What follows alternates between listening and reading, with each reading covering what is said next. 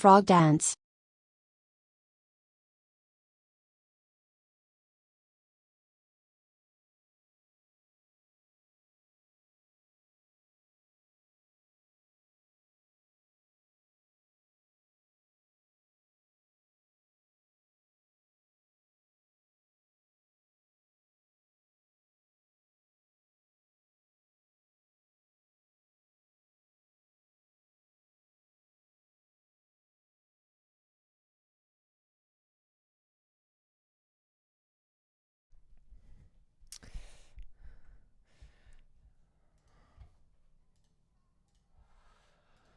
Good morning, everybody. Good morning, good morning.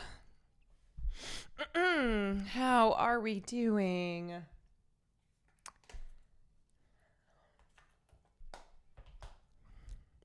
Sorry, once again, I meant to go live a little bit earlier. I was like, oh, it's already 9. It's already 9:30. Oops. That's okay, though, because I'm doing 2 streams today. Hi. Hello. How is everyone doing? Oh, yeah, we're doing a double shift. Squint fart dance, squint fart dance, squint fart dance, squint fart dance. Morning, dude. What's up, dude? I'll see you later tonight. That's why I'm doing news and stuff this morning, because we have a little peek. A little bit of peek later tonight. Scooter, thank you for the 16 months. Katie, thank you for the 28 months. Do we get NPC Caroline later? No, Quinn dude. Farley dance, Quinn Farley dance. It is going to be it's supposed to be peak. 2 p.m. Eastern time announcement. What time is it right now? It's 9:50. It's 9:50.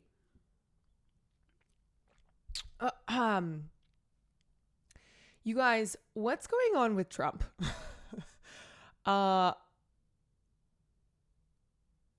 Did he have a stroke? What do we think? I don't think he's dead. But that photo that let me see if I can find the one. Hold on. Something definitely happened. And let's not forget, he is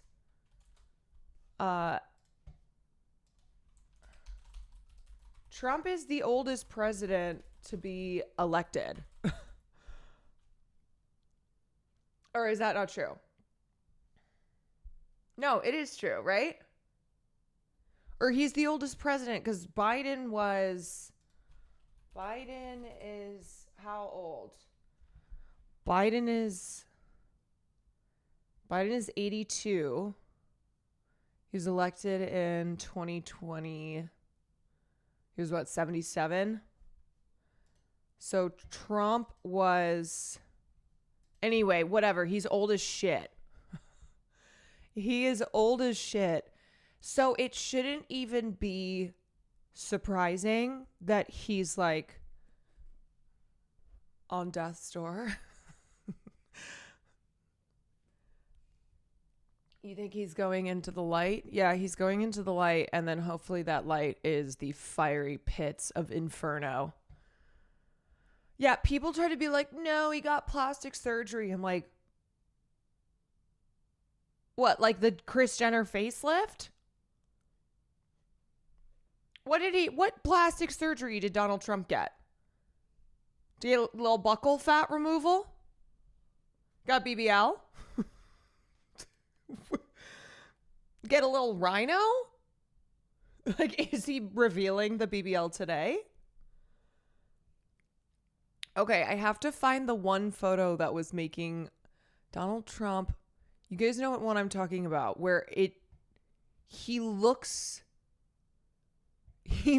not well. Okay, I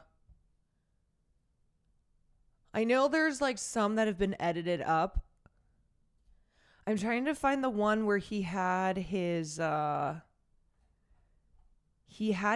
on and it looked like he had no hair. And it looked like he had actually had a stroke. Is it the pic of him in the hair? Yeah, there are definitely a lot of like there's definitely a lot of photos that have been edited to make him look like Prince Philip. He does not look well though. Did you see the video of them throwing a black trash bag out of the second floor of the White House? Is that Trump's body? Like did he die? They Dextered him and then threw his body parts, threw that BBL into a black trash bag? Smelly Uno, thank you for the 10 months. Is Dokes around here? Okay, this is the photo. Yes, thank you. Something happened to this man. Something happened to this demon. Yeah, you know it's bad when he has no spray tan on as well.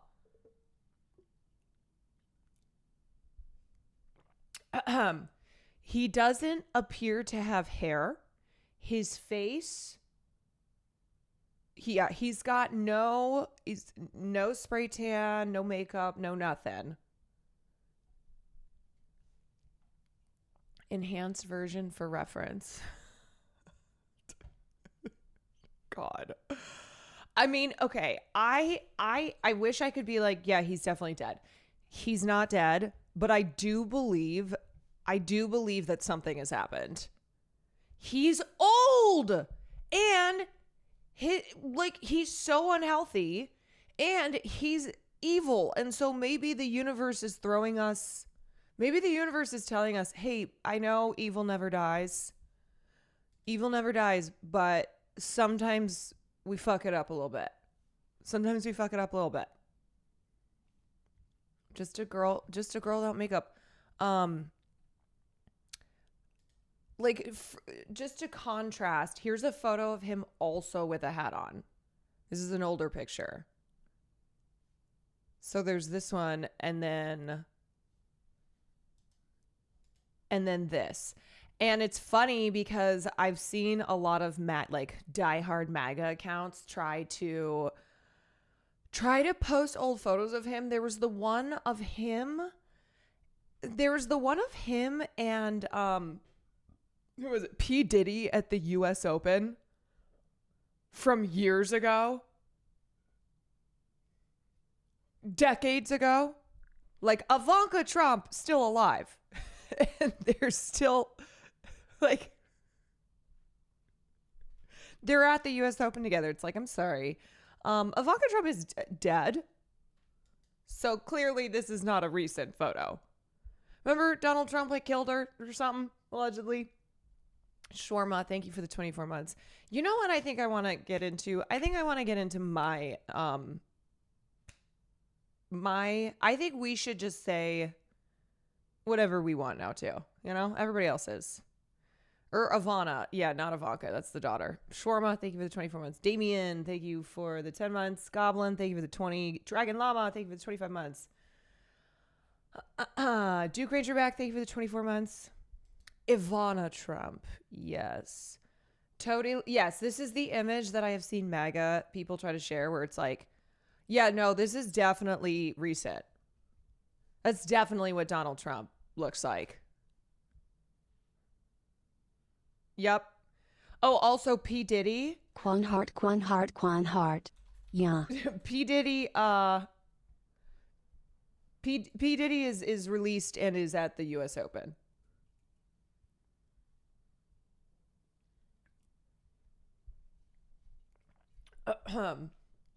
Yes, this was the past weekend.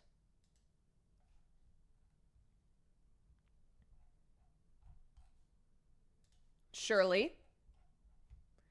I'll look a picture of two men who both killed their wives. Yes, and also taken recently. Speaking of horrible men and Donald Trump. So Bill Maher is I think Bill Maher's entire existence now is to try and be the voice for poor, canceled, rich white men who haven't actually been canceled. He is such a whiny baby. He's such a little whiny fucking piece of shit. And it was funny. So I listened to some of this interview. So Woody Allen went on Bill Maher's Club Random podcast, of course. And Bill Maher kept trying so hard to be like, oh, you were so canceled, weren't you? Like they came after you, they canceled. And Woody Allen kept being like, oh, the French are really great. Like, no, actually, I'm doing okay, because he's still getting, he's still going to film festivals, still making stuff. And Bill just kept trying to emphasize, like, no, they ruined your life. The woke mob, they tried to cancel you. And Woody, who sucks, kept not, I like, maybe I don't think he knew what Bill Maher is trying to do here, with his oppressed canceled men podcast. But anyway, the other thing that Woody Allen said, which is just like, you know what? Why don't y'all go do this? Okay. Why don't you go retreat? Go get his dead ass and go make a movie with him. Okay. Get him the fuck away from the rest of us. Because Woody Allen said, I'm one of the few people, this is what he said on the podcast, I'm one of the few people who can say he directed Trump. Is okay. Congratulations. Is that a great accolade? I don't know. I directed Trump in Celebrity, Allen recalled. He was a pleasure to work with and a very good actor. He was very polite, hit his mark, did everything correctly, and had a real flair for show business. I could direct him now. Really? You could direct him to what? Pretend he's alive? Is that the next Donald Trump acting role here? Donald Trump pretends that he is alive and well. Do we have a bingo card for Trump announcement? My bingo card is alive, dead. I could direct him now. If he would let me direct him now that he's president, I think I could do wonders.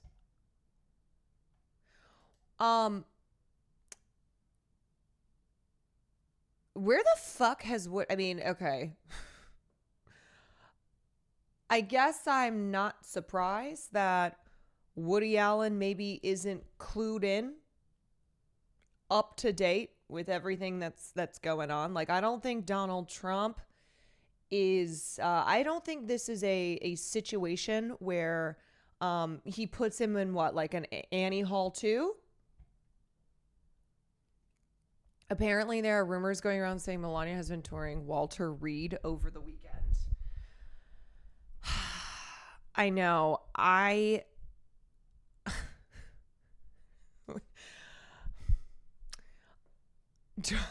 Also, touring is such a... Melania is like... You know what? I have never ever given Melania a pass, because she absolutely is. She has agency, and she has made her decisions and gotten in bed with all this bullshit. But Melania, you do have an opportunity here to finally get rid of this man. Okay, do it, please. You will not be atoned.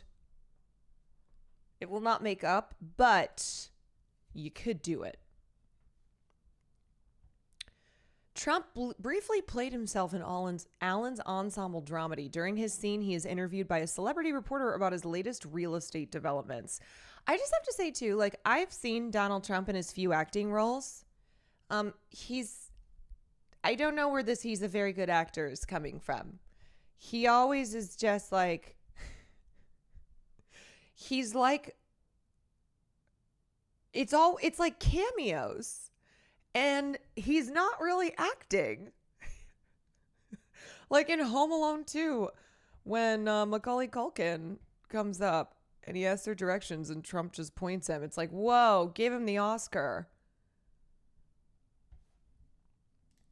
In a rare turn of self-deprecating humor, Trump tells the reporter, well, I'm working on buying St. Patrick's Cathedral, maybe doing a little rip-down job and putting up a very, very tall and beautiful building.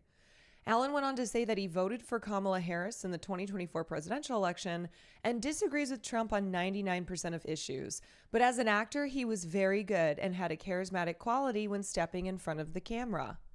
Yeah, so here's the fun. You want to know what actually is so funny about this? That this interview dropped the same weekend that Donald Trump has not appeared in front of the cameras and has everybody being like, oh, he's dead. He's dead or he's dying. And then Woody Allen, who of course is just living in his own fucking world. Woody Allen is like, let's get this man back in front of the cameras. Let me direct this man. I think it could be great. You know, I think we should get him in front of the cameras again. It's like, yeah, let's do that. Let's do that, Woody. Why don't you pose that to the Trump administration? Be like, look, I'm looking to make another movie with Donald Trump. I think he's got a face for he's camera ready. He has a face for the screen. Yeah. You know, I disagree with 99% of Hitler, but he's very good as an actor and had a charismatic quality. I'm surprised he wanted to go into politics. He said, politics is nothing but headaches and critical decisions and agony. This was a guy I used to see at the Knicks games, and he likes to play golf, and he liked to judge beauty contests. Oh, is that what he liked to do? And he liked to do things that were enjoyable and relaxing. Oh, is that true? Yeah, Donald Trump, who has not been a power-hungry, narcissistic freak.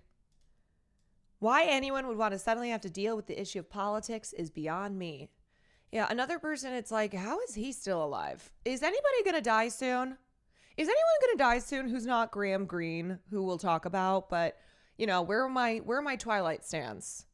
Okay, my Twilight stands. Are you aware that Graham Greene, who it's known for way more than Twilight, but I know a lot of you will be like, oh my God, that's Jacob's dad from Twilight. R.I.P. King. But why is it that we wake up to the news of like, you know, native acting legend who broke boundaries, Graham Greene, has passed away at the age of 74. Why can't we get a win?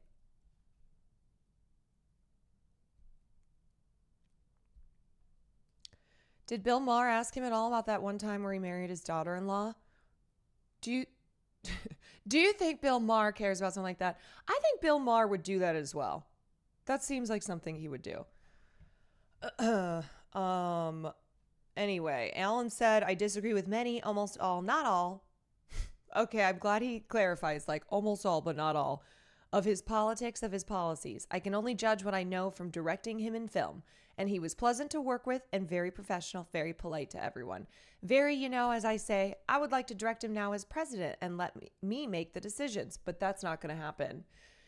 Wow, can you imagine a Woody Allen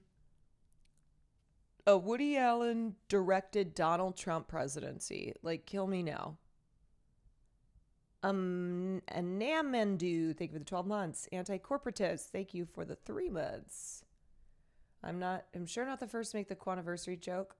You're not, but you know what? We'll still take them.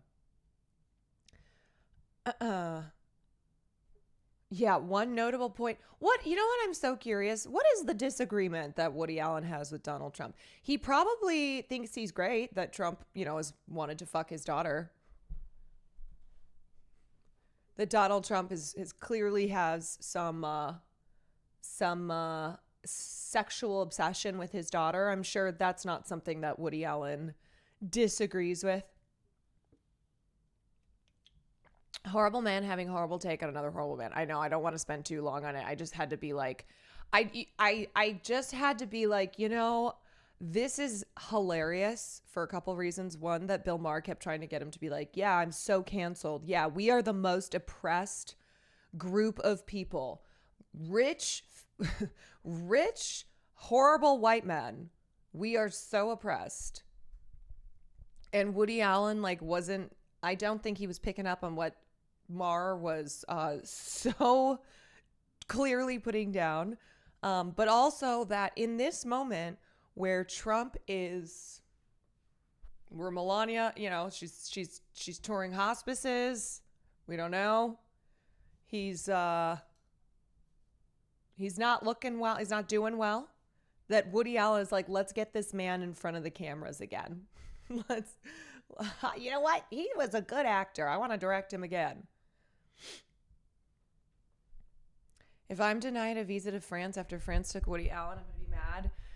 Yeah, well, France likes to take France likes to take directors in Hollywood who have to find refuge elsewhere. I'm talking Roman Polanski as well, who famously fled to France after he had pled guilty to drugging and raping an underage girl. And France was like, you know what? Vive la France. Vive la France. Bienvenue. His next role could be a corpse, so it could happen. Like, why would the White House post this weekend if the dude was not about to crack? This was so strange. The White House posted President Trump's 11 life lessons. They posted this yesterday on Labor Day. Like, what are the life lessons? Art of the deal. Have sex with your daughter. And also, very bizarre timing. Just very, very, very strange. Very strange. This is giving Donald Trump is no longer going to be able to be president. That's what it's giving. That thumbnail's creepy as fuck. Yeah, that's because Donald Trump is creepy as fuck.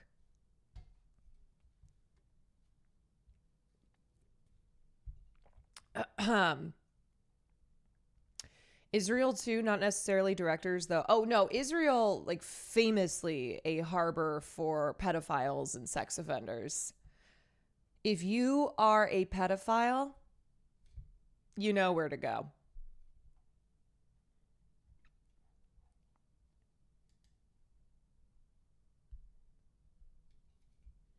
Lesson 1, small loan of $1 million. Lesson 2 to 11, fail upwards.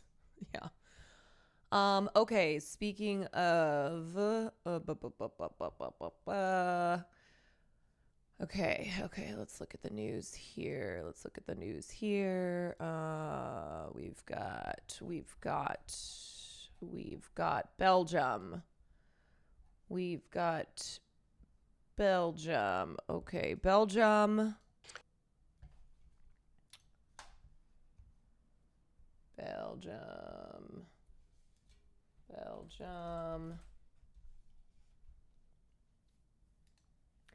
Okay, so Belgium is the latest country that is set to recognize the state of Palestine at the United States General Assembly later this month. And on top of that, Belgium has announced that they are going to be putting sanctions on Israel, which is what needs to happen. You know, at this point, here's what it is. Okay, recognition of genocide because of the legal implications that holds, and that's why it's not just people who are refusing to call it a genocide are not doing so because they're still waiting for it to fit the legal definition of genocide. It has been a genocide for 2 years, but most importantly, because of the legal implications of something being officially a genocide. Okay, so recognition of genocide, sanctions, and arms embargo. So at least with Belgium is going to recognize Palestinian statehood, but more importantly, they are issuing 12 sanctions, including a ban on the import of products from illegal Israeli settlements in the occupied West Bank, and a review of their public procurement policies with Israeli companies. Well, Belgium's foreign minister says his country will join the UK, France, Canada, and Australia in recognizing Palestinian statehood at the UN General Assembly next week. Maxim Prevot says firm sanctions will be imposed on Israel, including a ban on imports from illegal settlements. But he said this will only be formalized once Hamas releases all of the captives and no longer governs Gaza. Oh, okay. Never mind. Like, okay, fuck off. 147 UN member states have already recognized the Palestinian state. This includes most of the global south, as well as Russia, China, and India. Israel's war on Gaza prompted more countries to join them. Another 10, including Mexico, Ireland, Norway, and Spain, formally recognized From an intellectual point of view, this is what the foreign minister said. From an intellectual point of view, the recognition of a state should be with no conditions. But we also have to manage the different sensitivities within the Belgian coalition. We are 5 parties and not necessarily aligned. Why is it that whenever it comes to Palestine, there's always conditions? When it comes to where people are enduring genocide, where they are being illegally cleansed, okay, kicked out of their homes by the state, who support illegal settlers. Why are there always conditions? Palestine. In 2012, the UN General Assembly upgraded Palestine from a non-member observer entity to a non-member state. And then 2 years ago, the Assembly overwhelmingly backed its bid for full membership. But the U.S. has repeatedly blocked the move at the UN Security Council. Taman Kharmout is with us. He's an associate professor at the Doha Institute for Graduate Studies. Thanks so much for coming in. So we're seeing this push for recognition of a Palestinian state. As I was just saying, Belgium is the latest one. I mean, this is significant, or how do you see this? Of course, significant, and it's in the right direction. But the problem is, time is not on the Palestinian side, especially that when we have this perfect alignment between the American administration and the Israeli government now. I mean, they're so united and fixated on achieving their goals in Gaza and in the West Bank. Yeah, especially when you've had Netanyahu saying that the plan is to ethnically cleanse Gaza. Essentially, Palestinians, you have to get out of Gaza or every single one of you will die. Whoever remains, you're dead. And then in the West Bank, coming up with their grand plan to formally and finally annex the remaining Palestinian areas of the West Bank. It's like pretending that a house didn't get destroyed in a fire because the insurance guy didn't send in the official paperwork confirming that the house was burned down. It's just, so much of it just still feels like symbolism of trying to, trying to show that you are not on the side of evil and appease the citizens in your country who have been protesting for the last 2 years, like saving face later down the line. And I think these recognitions, if they are not accompanied with immediate actions to impose sanctions in Israel, all types of sanctions, and also add more pressure on the U.S. as well. I mean, we want something like similar to the South African model when the apartheid regime was isolated by international sanctions. And when I say sanctions, real sanctions. If this does not happen immediately after these recognitions, I'm afraid time is not on the Palestinian side. So that announcement by Belgium about them imposing sanctions only if Hamas doesn't govern is not enough. Okay, there are so many ifs and preconditions. And again, it's not clear to many observers, what are the benefits, the actual benefits for these recognitions for Palestinians? Yes, they're important, but they have to be followed by tangible, measurable actions. So if you recognize a state, then you establish an embassy, and then you realize that this state is facing a genocide, then you have to impose severe sanctions on the opposite side, Israel. So positions are good, decisions are good, statements are good, but but what needs to follow is real measures on the ground that will help Palestinians, that will help stopping this massacring first, this genocide, and then more or less set a pathway for this establishment, for this state. How would it be created? On which parts of Palestine it will be created? Yeah, especially also because Israel is going to halt the little amount of humanitarian aid that they were pressured to let into northern parts of Gaza. Like it is so mind-numbingly frustrating that the issue that there's still this massive issue of aid, and the small amount of aid that has been let in, which is still not enough, is now going to be stopped, because that's what they do. Okay, they basically are like, let's see. Here's what it is. It's not even like an ask for forgiveness later. It's a people will forget in due time. We will make them forget everything that we have done here. And there have been little pockets where the pressure is so great that they're like, okay, we're letting in a little bit of aid, and then stopping that because they can, because that's how it's always been. And then they have made like the calculations that, when all is said and done, we and our allies, we write the history books. We still control the message in the media. So people will forget and it'll be fine. There still needs Casey, there's some thank you. ambiguous Space, parts thank of you these for the prime. recognitions that need to be more clarified. The people need more clarity on it. Speaking of statements, the U.S. president has been speaking, and this is what he said. He said that Israel must end the war in Gaza. Israel may be winning the war, but in the international arena, Israel is... The UK is supposedly recognizing Palestine while it's still arresting people for support of a now proscribed Palestinian rights group. Liberal states will keep doing this. Yes, it's just optics. is losing. And he also added that Israel's influence in the U.S. Congress is weakening. And that's quite a statement from a U.S. president, isn't it?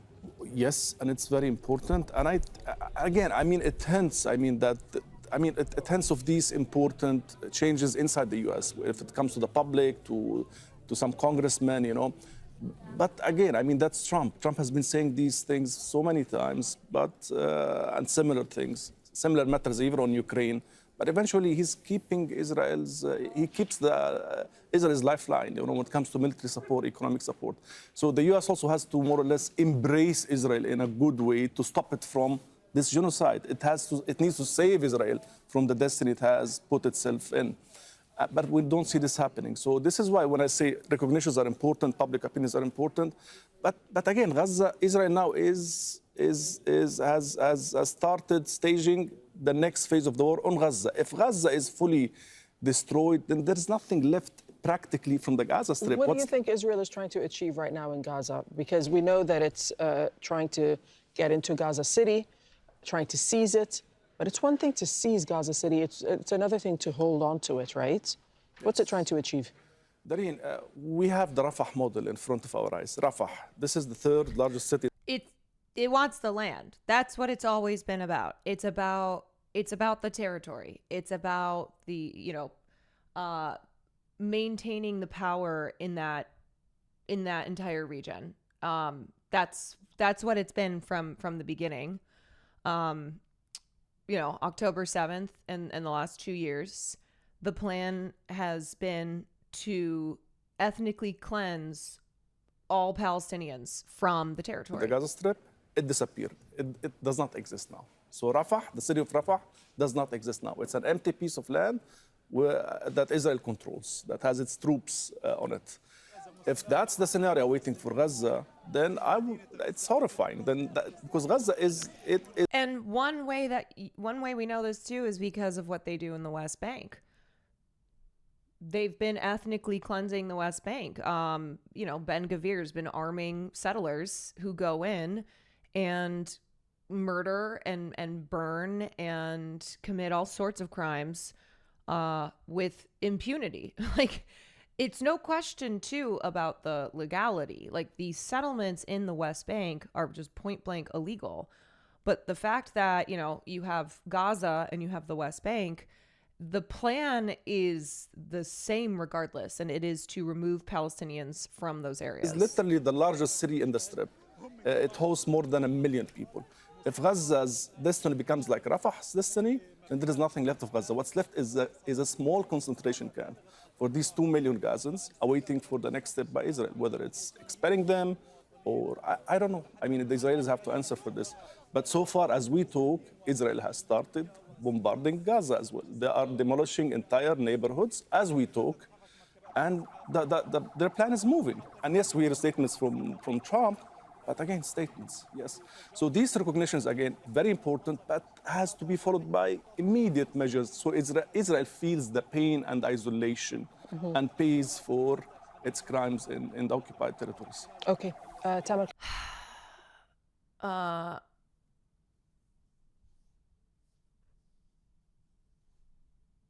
People will not forget this. I have not forgotten 2014, and that was not as gigantic as what happened there in the last 2 years. We will not forget. I mean, Rami Khouri. I mean, look, here in the West, in the United States of America, we do have a pretty good track record of forgetting the atrocities or not even being aware of the atrocities that our government has been involved with. Namely, you look at the aftermath of 9/11, and I think I think an indication that they were trying to run the playbook back with Iran recently is exactly what I'm talking about here, which is that the plan is always just, oh, people will forget because we will make them forget. We will twist their memories. We will, stay in control of the narrative. And so therefore, when we do this again, or when it comes time to take accountability, none of that has to happen. And we can just keep running the playbook back. It's so... With Gaza, I mean, we are still watching as the genocide unfolds, but I don't think I don't necessarily think the strategy of, oh, we'll just do everything we want to do because over time then people will forget. I don't think based on the history of this being true that is so, that's such an absurd reality. Now, that's why you'll see people all the time saying, like, we will not forget this, like taking notes, keeping receipts, marking down every person who manufactured consent, who laundered the genocidal propaganda, who played some role in this. That's why we can never stop talking about it. I mean, yeah, you take a page from the Holocaust and the slogan "Never Again," which was never just supposed to apply to the Holocaust of 6 million Jews. But the reason that the Holocaust is talked so much about in Jewish communities, like as a Jewish person, you grow up hearing so much about the Holocaust is not just because Israel uses that to Israel uses that as part and parcel of like, oh, this is why we have to do all this shit over here in the Middle East, but because of the importance of never forgetting that history. And so this same, the same thing needs to be applicable here. I wanted to ask you about Gaza and the West Bank. The latest news, Israeli attacks since dawn have killed at least 54 Palestinians, including people seeking food. The attacks coming as Gaza health officials recorded another 13 deaths due to starvation, 3 of them kids, bringing the number of starvation deaths in Gaza to more than 360. According to a leading global monitor, more than 500,000 Palestinians in the Gaza Strip are suffering catastrophic catastrophic hunger due to Israel's blockade. This comes as the world's leading genocide scholars association. Is the land only valuable from a religious standpoint? No. The reason that Zionists, there's a lot of Zionists who are not religious, but they will utilize they will try and utilize Judaism to lay a religious claim to the land and to turn this into a holy war. So it's all about perception, right? A lot of people, I think, have changed their understanding post 10/7, but prior to that, many people believed that Israel and Palestine was like this age-old religious conflict, when it's always been about territory, and it's always been about power.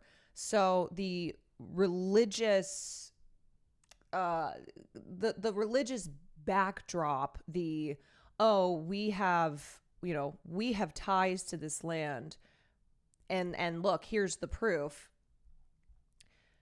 that has been used as an excuse for colonialism. Now, there are religious Zionists, whether they are Christian or, Jewish Zionists, religious Jewish Zionists, who really do believe that it is their biblical right to that land. But the modern founders of Zionism and Zionist leaders throughout the last century, they have used the religious ties, not because that's what they actually believe, but because it's a very powerful argument. And if you move it away from being about land, which that's what it is. Okay. That's what settler colonialism is all about. It's about coming in and taking land that already has inhabitants on it and then colonizing it, settling and colonizing on it. If you make it about a holy war, then that's where you can pump the accusations of anti-Semitism. That's where you can turn it into and because there's so much prejudice against Islam and against Muslims, and a lot of Westerners hold very racist beliefs when it comes to the religion of Islam. It's an easier thing for them to swallow that this is about religion, and that those in Israel, that Jews, in the diaspora, but also in Israel, are being targeted because of their religion, because of being Jewish. And I think one thing that's always important to remember is that on birthright, birthright is not about Judaism. They do not teach the religious aspects of Judaism. Birthright is all about propaganda for Israel. So when young American Jews come over and do birthright, they're not sitting there learning the Torah. It's not Hebrew school. And I think, and I've talked to my friends about this, who either went on birthright or who were, who didn't go on birthright but had the opportunity to, where a lot of them think at first, oh, this is going to be a boring religious trip. We're going to have to go visit boring religious sites. It's going to be like Hebrew school. We're going to have to sit there and read from the Torah. And then it's not that at all. It's sex and parties and look at how amazing Israel is. And don't you want to be a part of this? And don't you want to go back home and tell everyone about how great Israel is? And, maybe you come over here eventually and listen to Matt Leap from Bad Hospital or Adam Friedland, et cetera, about the birthright trips. Yes, a lot of people have spoken up and detailed what birthright was like. And there's a reason that birthright does not emphasize to young Jews who go on birthright the religious aspects, because a lot of, especially because a lot of young American Jews are pretty secular. Most of my Jewish friends are Jewish culturally. They don't go to temple. They are pretty agnostic. It's just more of a cultural thing. And so it's very smart. Like the propaganda that is wrapped up in birthright is very smart and very effective. Association has approved a resolution establishing Israel's policies and action in Gaza meet the legal definition of genocide as found in the Genocide Convention. And then last thing to answer whoever's question that was, religion has always been used as a precursor for settler colonialism. God told me, I have been, speaking to, I have heard the word of the good Lord, and God ordained this land for us Christians. And these brutes, these dirty, uncivilized brutes, well, it is, I'm on a mission from God. It is my religious duty. It is my duty per the good Lord to colonize this land, to bring civilization to this land. This was not something we decided. It's been preordained. Manifest destiny. Yeah, I think it's good to go back and examine how there are similarities with every settler colonialist movement, and how religion is so often used as an excuse, as a cover for committing terrible crimes, for going to lands that are inhabited by indigenous populations and murdering, cleansing, stealing, all in the name of religion. They try to frame it like you're impeding on their religious freedom for rejecting Zionism. Yes, I mean, look at what we do here in the United States. People who, Christian nationalists in this country, how inseparable our political system is from Christianity. There is no separation of church and state. Christian nationalists in the United States have been able to amass power, and they have like fucking prayer circles in Congress as they are voting on bills that will strike the poor and the vulnerable. Constituting war crimes and crimes against humanity. I want to play for you Melanie O'Brien, president of the International Association of Genocide Scholars. This resolution declaring what is happening in Gaza as genocide passed by an overwhelming majority, far beyond the 2/3 majority required. Rami Khouri, if you can respond to this genocide finding by the largest What are your thoughts on liberation theology? So I remember studying liberation theology when I was in college because I had to take. So I went to a Jesuit college, Jesuit, which is Catholic, and we had to study philosophy and theology. And so if you don't know, liberation theology it's a social and political movement within the church, and it prioritizes the needs of the poor and the marginalized, those who are on the fringes of society. And it is it is people who are religious, but their religion is grounded in the beliefs of liberating the poor and the oppressed, which is what, in my opinion, religion should be about. It's when religion is bastardized and it is used by those who are greedy and who are power hungry, and they use religion to enrich in themselves at the expense of the poor and of the oppressed.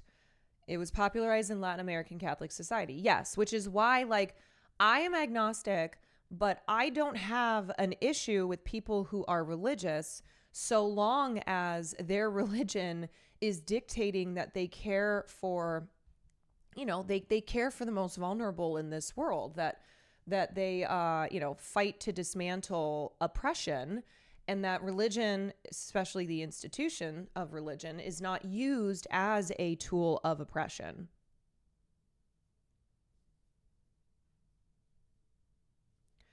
Heavy emphasis on Catholic social justice teachings. Yes. So you see a lot of liberatory theology in Latin America, and there is the great emphasis on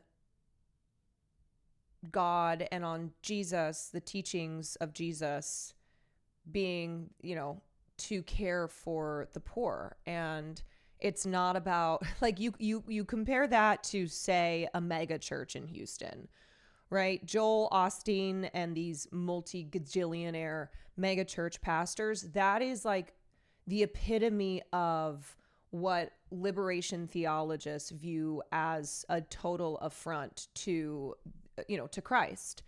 And, that, and then as well as like, as well as Christian nationalist fundamentalists who use God as a as an excuse to strip people's rights from them. They use Christianity, they use religion as an excuse to further oppress people. Yeah, love thy neighbor as thyself.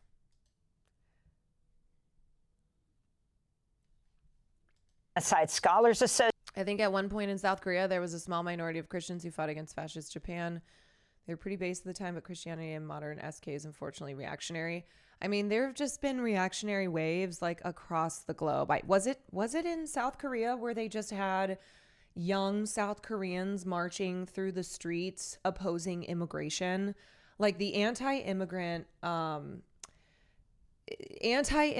very reactionary sentiments are unfortunately global. It's not just here in the United States.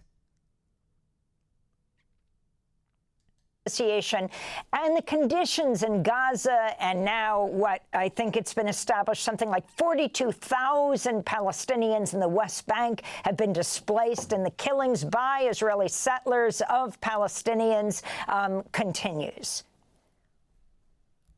Yeah, first of all, what the Israelis are doing in the West Bank and Gaza and elsewhere in East Jerusalem is nothing new. It's just a bigger scale, and it's more out in the open. It's reported now, especially by social media, and even Western mainstream media has started to talk about it. Progressive media, honest media like yourselves have been talking about it for many years, but the world sees now what has been happening in Gaza, and we keep sending the message that this has been going on since the 1930s, when the Zionist movement came in and said we want a Jewish state in a land that was 93% Arab, Palestinian. But this is an ongoing genocide, and the statement by the International Association of Genocide. Speaking of the media, recall that one of the first Germans who was tried and convicted at Nuremberg was Julius Streicher. He was the founder of the very racist, very anti-Semitic paper Der Stürmer. And he was convicted for his role in utilizing the newspaper to, to manufacture consent for the Nazis' crimes. So everyone in media who has been complicit over the last 2 years, well, all I'm saying is that there is a precedent. There is a historical precedent for holding those in media accountable for their role in something such as genocide. Every day I pray the BBC and CNN get their day in The Hague. I know. The Hague should be overflowing with all of these war criminals. Scholars is very significant, not at the level that is going to suddenly stop the genocide, but it's significant because of the nature of this group. I talked yesterday to my friend Omar Bartov, who you've had on your show. He's a leading Israeli-American genocide and Holocaust scholar, teaches at Brown University.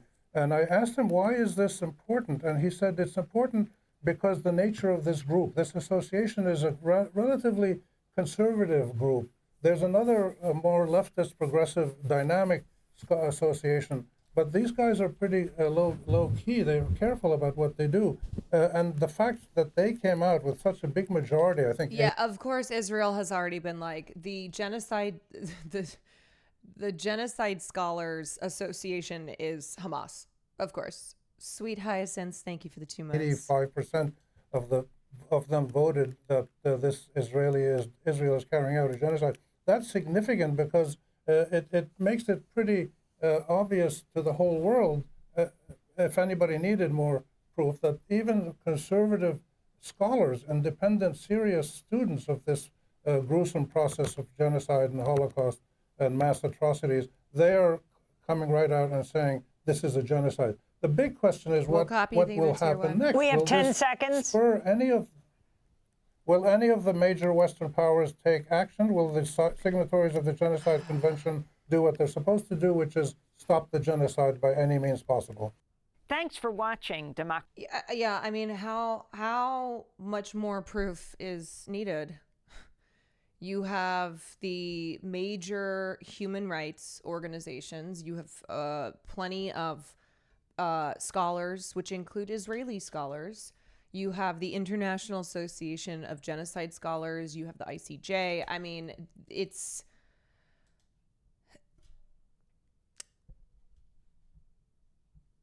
The Zionist Holocaust historians love to say we're doing Holocaust erasure, even though other Jewish Holocaust scholars are calling it a genocide. We are tired. Yes.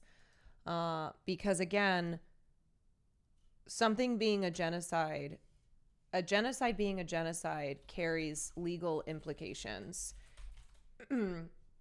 And those who are part of the Geneva Conventions, they are bound by a matter of law to do everything possible. There are obligations to, to prevent further genocide and to prosecute those who are committing it. So there is an international legal responsibility, which is why the pushback on it being labeled as a genocide is so strong. Any comparison between Gaza and the Holocaust is seen as the highest crime by them. It's so fucked. Yeah, I mean, this is one of those things that, like, definitely the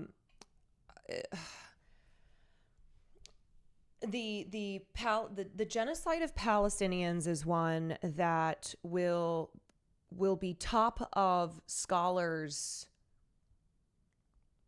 will be top of like what is taught when you are a person who studies genocide. Like, obviously, the Holocaust is a genocide that is a part of every single genocide scholar's like academic programming. And the way that the Palestinian genocide has been carried out and how it has been debated over, it's still being debated over, is one that, I hate doing the whole, the history will mark this moment, or this is something that will be studied for many decades to come.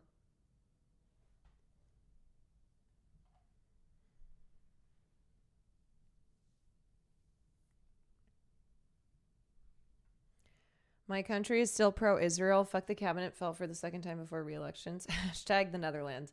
I mean, look, I live here in the United States of America, which Israel would not be able to do what they've been doing without the United States complicity and facilitation and unwavering support. So it's about as bad as it comes. Living here in the U.S. and our government's accountability, or our government's responsibility,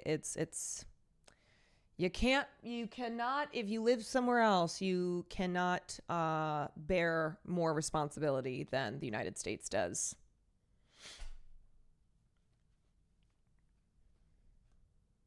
Gaza, Sudan, Sri Lanka, there's so much evil in this world going unrestricted.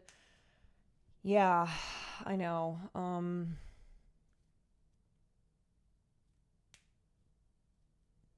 I was reading an opinion piece in the Guardian where it was a Palestinian American journalist was saying like, please don't stop. And they were like, look, every word, every, flying of a Palestinian flag, every bit of support that is, it's not that it's not that you as an individual are going to be the person who puts that pressure on the actual elected officials in power, but what it does is collectively there's the ability to apply that pressure, and also just the impact that can have on people around you. Like, I'm sure a lot of you in here, your awareness and your advocacy and your attempts to educate and to educate and advocate has had an effect on the people in your life. Like, I know in my family, it certainly has. I know that in my own personal life, in my own family, like, I have had an impact on the people around me, some of whom were very resistant in the beginning, some of whom, like, without me even knowing, cut me off, and now have come back. So the impact that you can have on your immediate social circles, on your community, like, never ever underestimate that, and never forget that as well. I talk all the time about how as individuals, it is very easy to feel weighed down by our powerlessness in this world and feel like, what can I do? I'm just a person. But when you think smaller, when you go down from, okay, I have to change the world, to I can have a positive impact on my community, then you can actually see the effectiveness of being aware and being an advocate. Local is always where it starts. And the thing is like, those are hard conversations to have. Look, it sucks putting something on social media and having a bunch of people, mostly bots at this point, telling you horrible things. But what's harder, but I believe will always be more effective, are the conversations that you have with the people closest to you. Because, I mean, it's harder, but also there's more, I don't know, there's that personal element. So with my family members, when we have disagreed on something politically, we have that basis of love and respect. So a political disagreement, a moral disagreement, there's more room for improvement, for productive conversations, than I think there is screaming at strangers on the internet.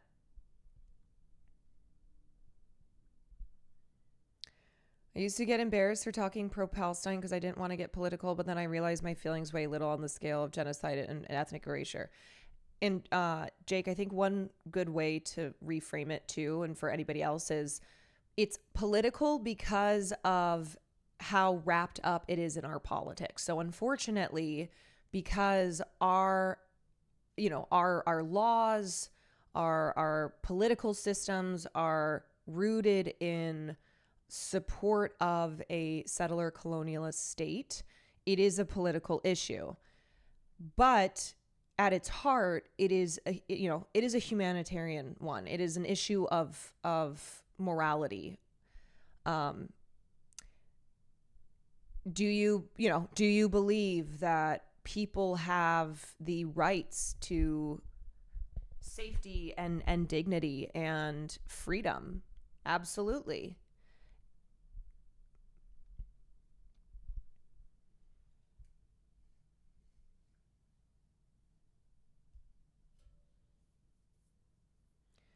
I and a lot of natives here in Canada have Indigenous solidarity with Palestinians, but even then, Indigenous or not, you should not support genocide. Yes, like genocide is not something that should be viewed as, as an issue that is anything other than black and white.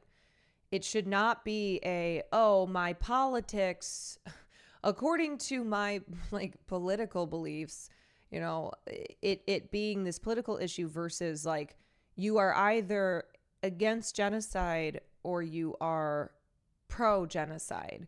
It's really the simplest thing in the world, and every single person should be against genocide, one of the greatest crimes that can be committed against humanity.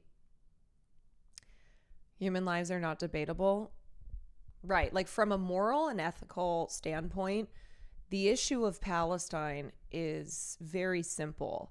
And I think that's always, that's how I've approached it with people in my life. And also, for the past couple of years on stream is really just breaking it down to, is breaking it down to that.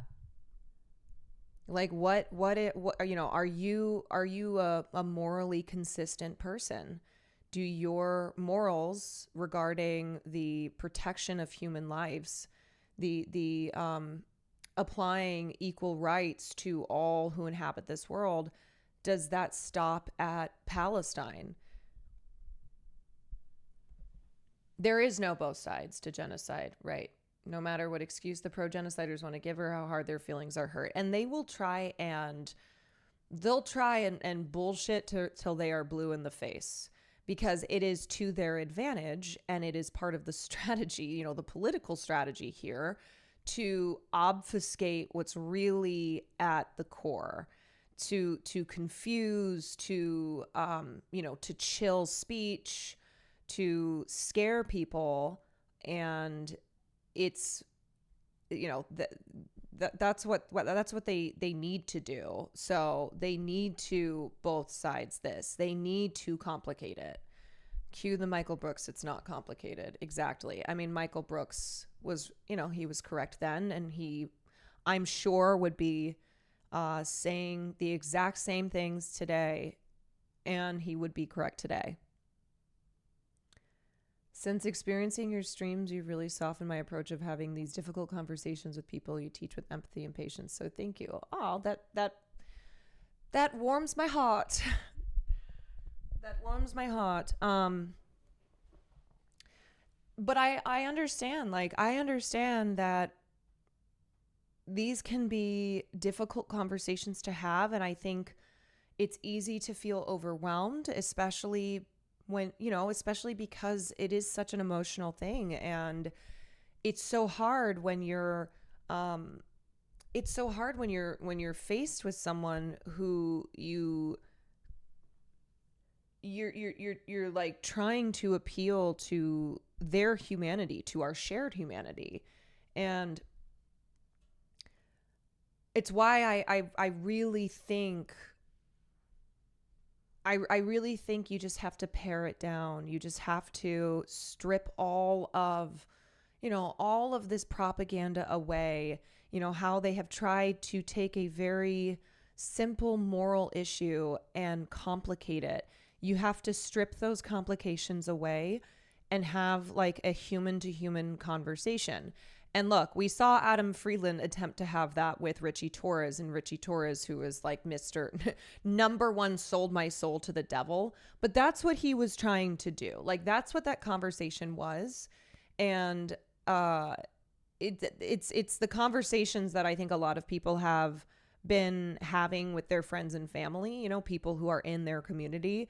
Now, I don't think most people are as soulless cretins, cretinous as Richie Torres is, who his continued AIPAC support is reliant upon his never changing his tune on the mass crimes against humanity that are being committed here. Carolyn Kwan at this hour. I know, it's shocking, isn't it? I just went live to do a little news because we're doing some gaming later tonight, and I don't like to go too long without talking about things that are going on, because ultimately at the end of the day, I love to talk about stuff. So speaking of talking about stuff, Snoop Dogg, Snoop Doggy Dogg, Snoop Doggy Dogg. What are we doing? What's going on? I think the thing that stuck out to me the most in this Snoop Dogg thing that's going on here is one of the writer of Lightyear came out to defend the same-sex couple in Lightyear in the wake of Snoop Dogg's comments. And I'm like, okay, I get it. I get why you feel the need to be like, look, this was not something that should be a big issue. But also, what Snoop Dogg has to say about a gay couple in Lightyear is not important. Writers and filmmakers, please do not make creative decisions. Please do not do anything based on whatever the fuck Snoop Dogg has to say. We're talking about Snoop Dogg. We're talking about Snoop Dogg not being able to explain a gay couple to his grandchild. Okay, so let me just kind of walk through the various parts here. So this started off with Snoop Dogg saying he is too scared to go to the movies with his grandchildren because of a same-sex scene in the 2022 film Lightyear. So he went on the It's Giving podcast and said, what you see is what you see, and they're putting it everywhere. They're like, she had a baby with another woman. Well, my grandson in the middle of the movie is like, Papa Snoop, how's she have a baby with a woman? She's a woman. That feels like a line out of sounds like a line out of a children's book that is specifically about how to talk to your kids about people being gay. Like the cover of the book being like, little Sally has two moms. It's like, Papa Snoop, how's she have a baby with a woman? She's a woman. Snoop recalled thinking, oh shit, I didn't come in for this shit. I just came to watch the goddamn movie. The voice coach said the moment, I love that Snoop Dogg is the voice coach. Like that is his description. Snoop Dogg, the voice coach, said the moment fucked me up, adding, I'm like scared to go to the movies. Sorry, Snoop Dogg,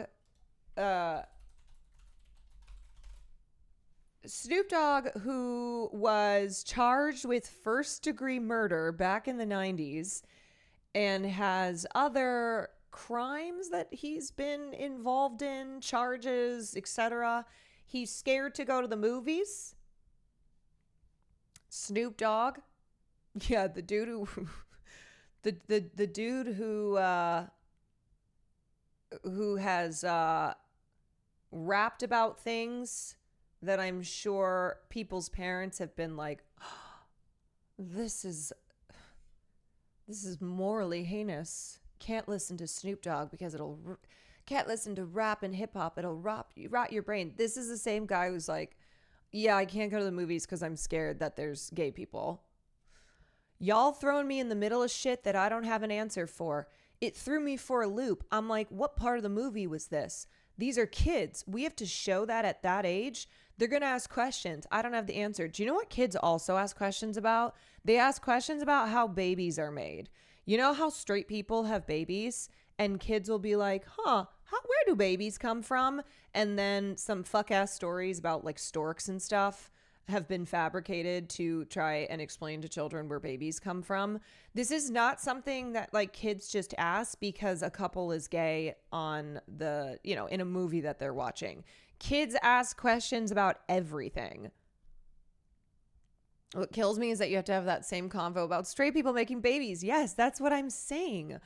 Why is it so complicated to explain to a 6-year-old about a gay couple when they ask questions about everything? It's like, oh, okay.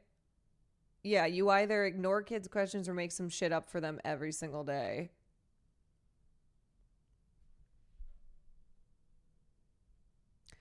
Yeah, you know what I would say? I would be like, oh, so they're married and they love each other and they, wanted to have a baby and they either adopted a baby or they, then you explain the whole process of IVF, get into,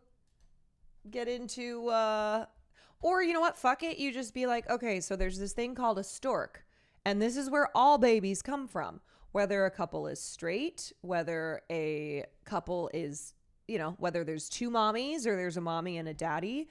So what happens is that babies arrive because storks carry them through the sky. Yeah, you just give the same bullshit stork excuse. They went to the baby store. So you know where your mama got you from, the baby store? They go to the same baby store. Yeah, does Snoop know that gay people exist in real life, or are we starting off with like gay people in movies for him? So Lightyear, a spinoff of Toy Story starring Chris Evans voicing the titular character, features LGBTQ plus characters in a same-sex kiss scene. It's also such a nothing burger. It's literally, it's such a nothing burger. It's not, there's no emphasis at all. Like there's no major gay storyline in Lightyear. It's literally just, she comes home, kisses her wife, holds her child. That's it.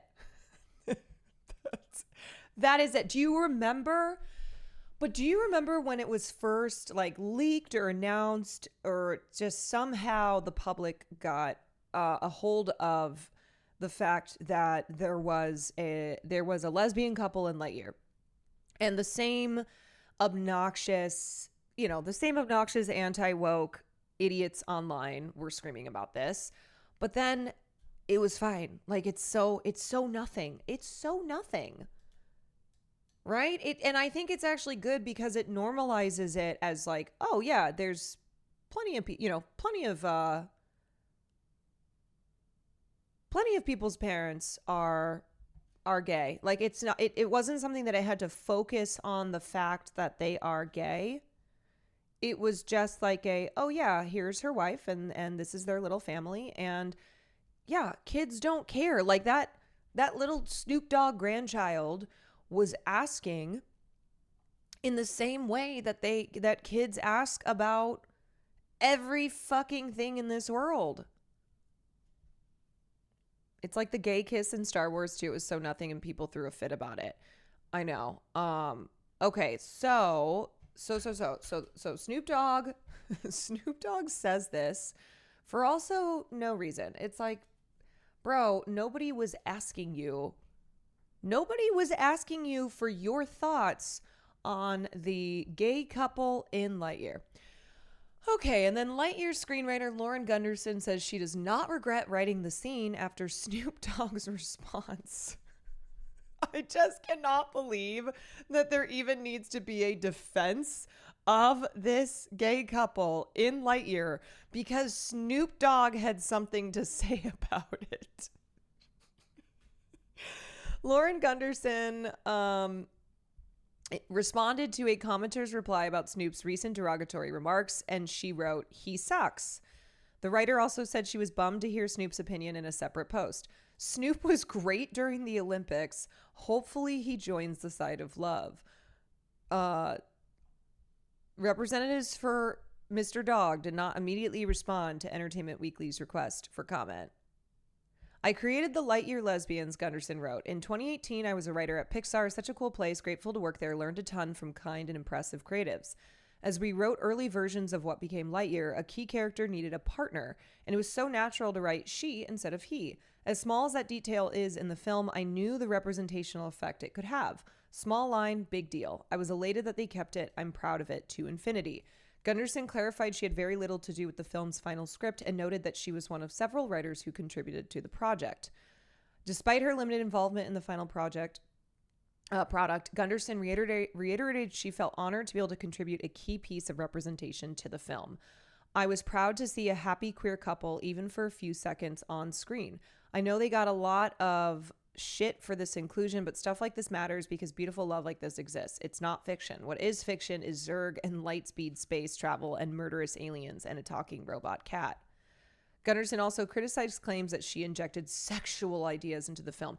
Notice that it's sexual when it's a same-sex couple. If this were a heterosexual couple, there would not be accusations that they were like doing sexual content in a kid's movie.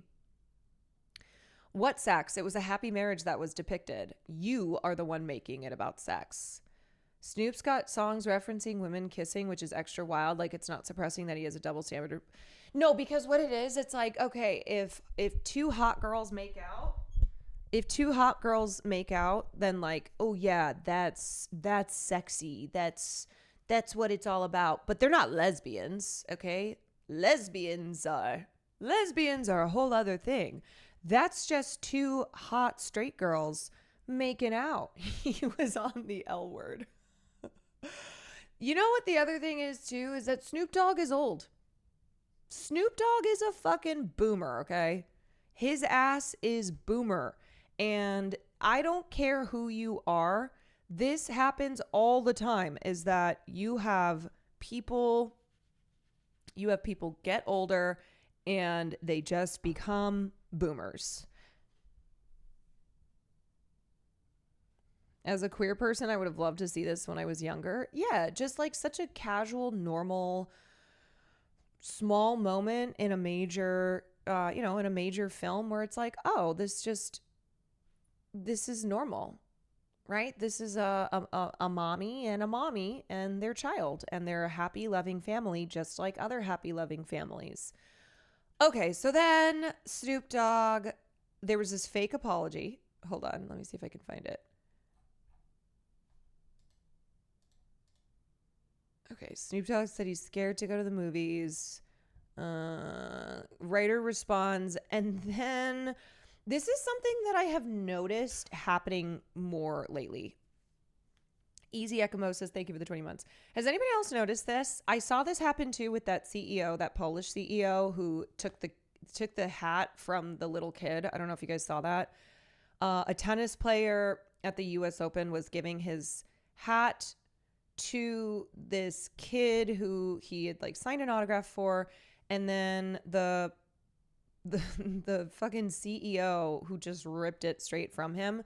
There was a statement that was first put out, and I think that was fake, because then he put out what I think is the actual apology, which was still bad. Like, he's so, CEOs have been taking some public hits lately. But anyway, so an apparent apology circulating on social media from the iconic rapper appears to be as phony as a $3 bill. A sweep of Snoop's social media feeds shows no apology from the Drop It Like It's Hot performer. In fact, sources say there was never a response from Snoop Dogg to the fallout from his Lightyear statement about his grandson seeing a same-sex married couple on screen. Okay. Let me see if I can find, let's see. I was just caught off guard and had no answer for my grandsons. All my gay friends know what's up. They've been calling me with love. My bad for not knowing the answers for a 6-year-old. Teach me how to learn. I'm not perfect, reads the since deleted comment on a Hollywood Unlocked clip of T.S. Madison calling out Snoop. Which was, I remember when I saw this and I was like, I'm going to wait to, I don't know if this is real. Like, I don't know if this has been verified, but I do find all my gay friends know what's up. They've been calling me with love. I found that objectively funny. All my gay friends know what's up. They've been calling me with love. Yeah, wait. This is the same Snoop Dogg who performed at some Trump inaugural party. Like, Snoop Dogg, I don't care. Again, it doesn't matter what you were like when you were younger. You still can get old and become a reactionary conservative. Snoop Dogg has been cozied up with Trump. He performed at his inaugural party. He's saying this kind of shit. So that's how it goes, you know? Now, it doesn't mean it's inevitable. Getting older does not mean that you have to become reactionary, that you have to become more right wing. In fact, you should become more to the left. That's my goal.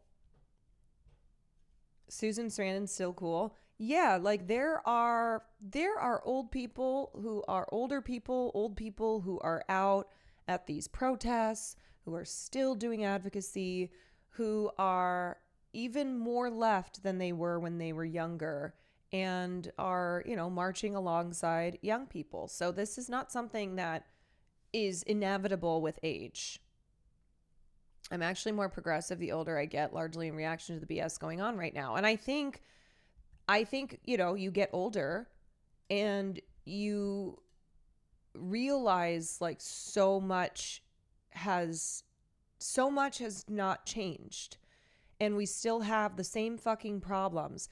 And rather than throw in the towel and be like, well, okay, that's it. I guess I'm a conservative now. I think you should look at it and go, look, all right, maybe we didn't get to see these changes in my lifetime, in my generation, but I sure as hell don't want to leave this same, I don't want to leave this same bullshit to the younger gens. There is this notion that we should be creating a better world for the younger generations, that every single generation should be focusing on leaving things better for those to come. So when you get older, rather than look around and be like, well, same shit, different day. I guess that's it. I guess there's nothing we can do.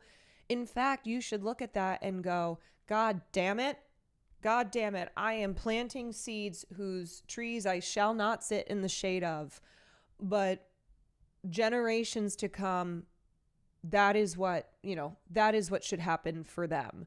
And then they should carry on the mantle of leaving their world better for the younger people who will come after them. That is how I think it should go.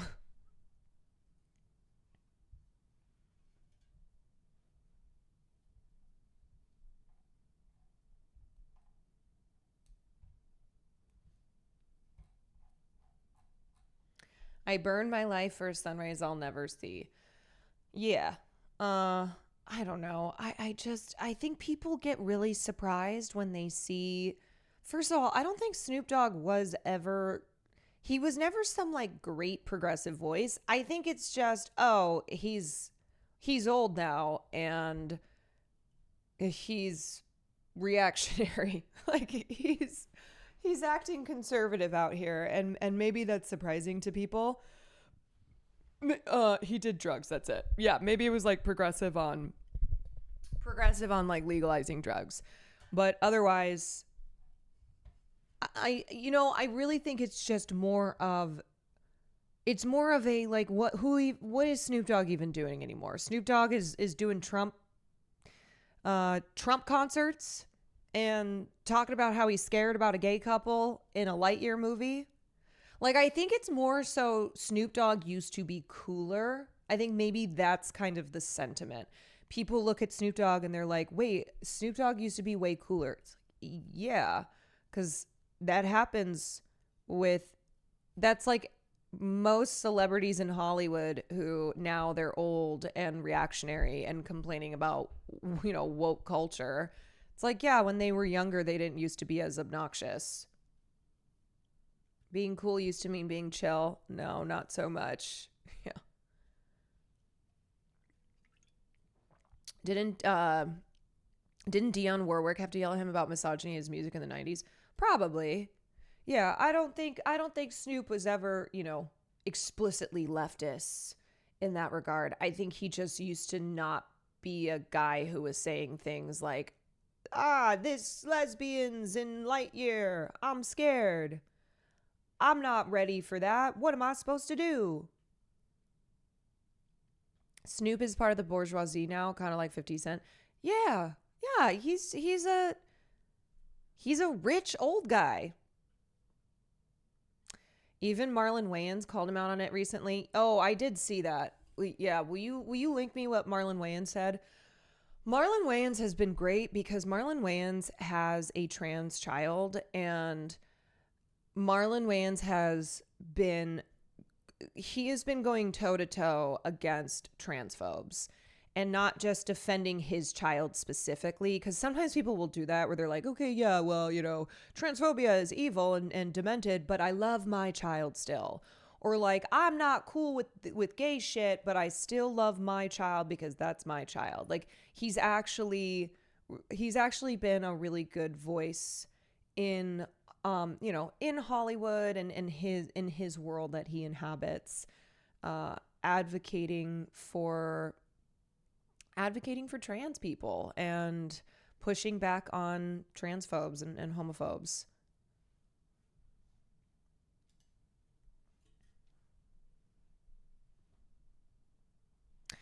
Marlon Wayans slams a report alleging he came for Snoop Dogg. Oh, okay, wait. Marlon Wayans' alleged comment about Snoop Dogg goes viral.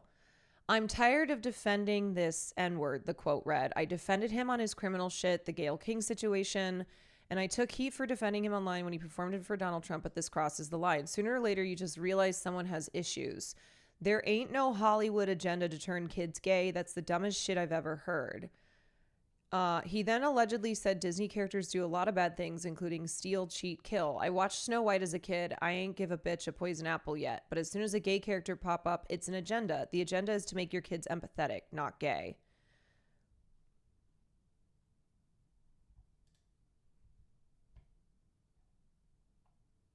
Wait, I don't know if this was real, though. Hold on a sec. See, this is what I'm talking about, where, like, this is confusing.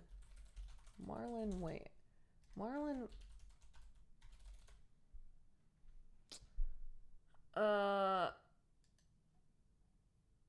Okay, wait. What is even... Oh, God, I know.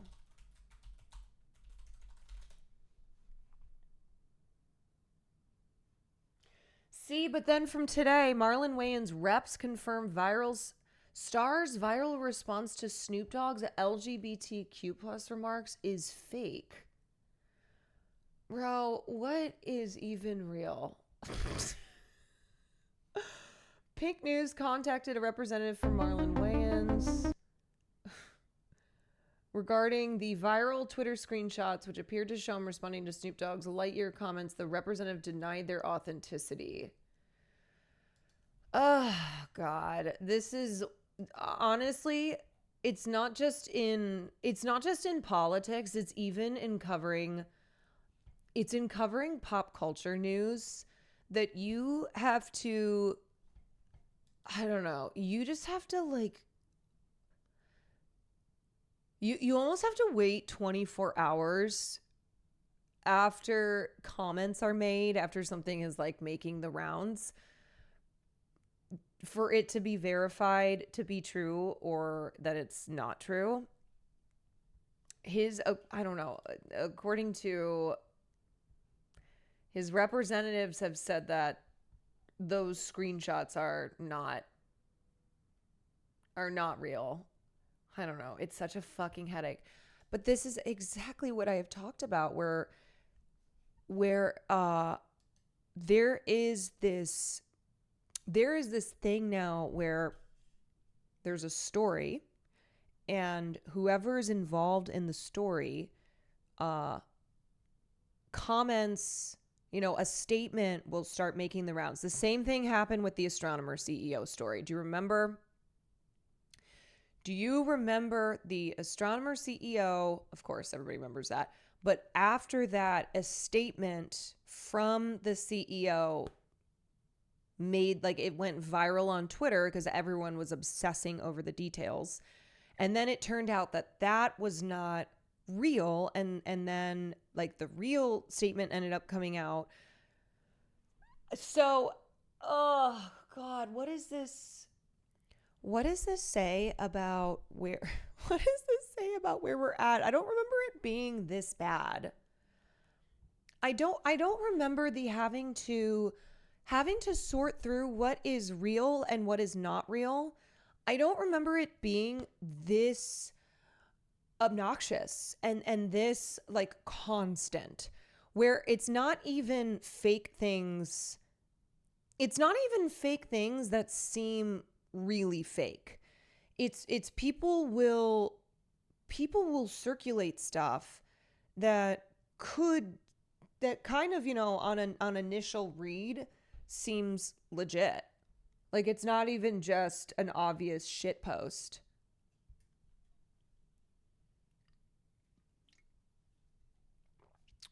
Breaking tweets can be so, I know. And it's one of those, like, because I stream almost every day and I'm always looking through and, okay, what's going on? I'm like, okay, here's this story. Are there any responses to it yet? So I can try and cover the whole thing. Now I feel like I need to just cover. I either just have to wait a couple days or I cover the initial story and whatever is verified, and then statements and comments that come out after that. That's where you have to sort through what's fake and what's real. Yeah, he put an Instagram post on his official account saying he never said that about Snoop. And it feels so random, right? It's like, why whoever did it, like, why would they circulate comments from Marlon Wayans? Are they bored? Are they just trying to stir the pot more? Like, what is it?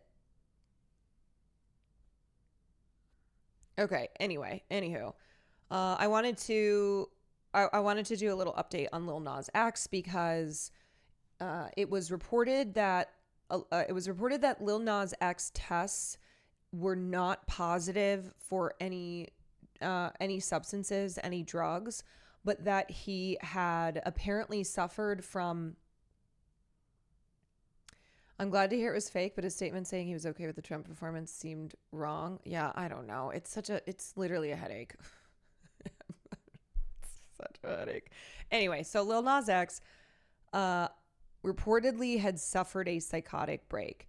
And when I covered this story, I said, it seems quite clear, like this is what I said from day one of covering it. It seems quite clear that Lil Nas X was clearly not in a right state of mind, whether he was having a mental health crisis and or under the influence of something.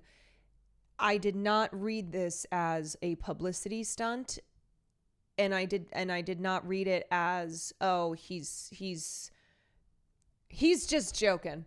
He's just being silly, goofy, joking down. It was clear that something was wrong, and it's why the reaction to it was extra concerning. The reaction to this young queer Black man who was having a mental health crisis. He was reportedly experiencing psychosis, and the cops, someone took a video of him, sold it for a couple $100 to TMZ. It made the rounds. People were mercilessly awful. They were mocking him. They were saying that he's just an attention whore. And then the response from the police in arresting him, charging him with 4 felony counts, it just all felt really indicative of how we treat people in this country, how we criminalize people who need mental health support. Indigo Spell, thank you for the prime. So his father has made a statement, has talked about what happened. Speaking to the Times for the first interview since his son's arrest, Hill's father described his son's breakdown as the ultimate price of fame.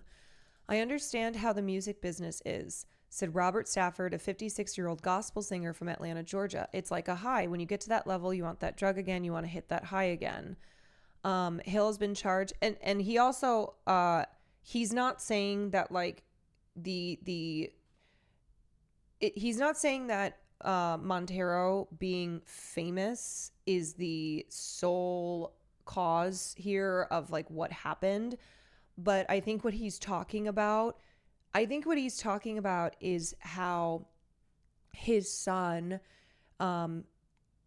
his son having all of these pressures on him, constantly being scrutinized for his behavior, being in an industry that is so exploitative, reaching a level of fame that can have a really disastrous effect on your mental health, especially if you can't keep it in check.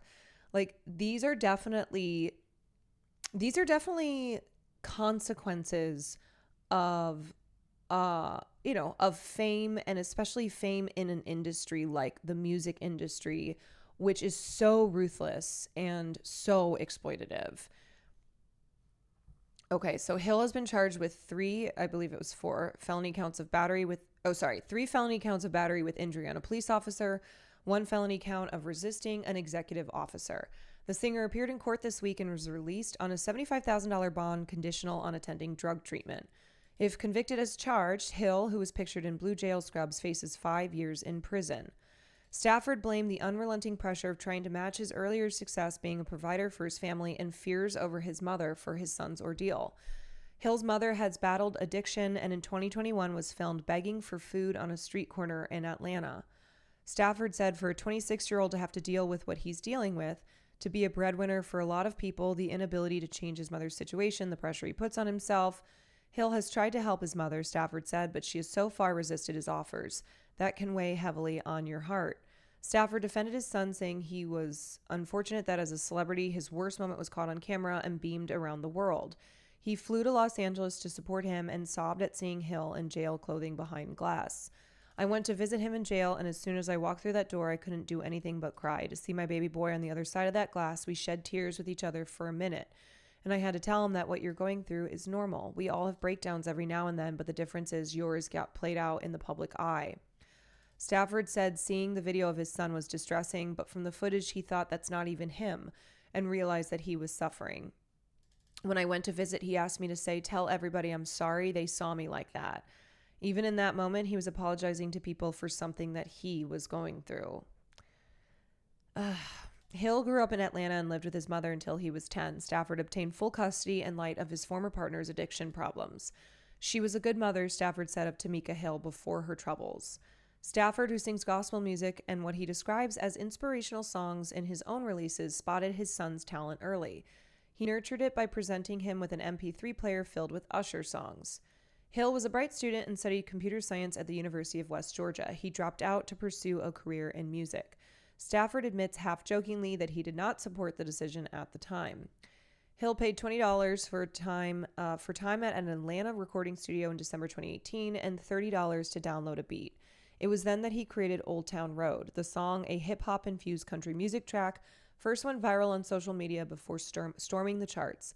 Billy Ray Cyrus spotted its potential and recorded a remixed version with Hill.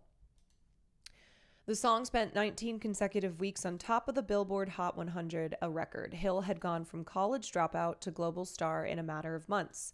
He then came out as gay on Twitter. Stafford said he was already sure of his son's sexuality when he received a midnight call before the public announcement.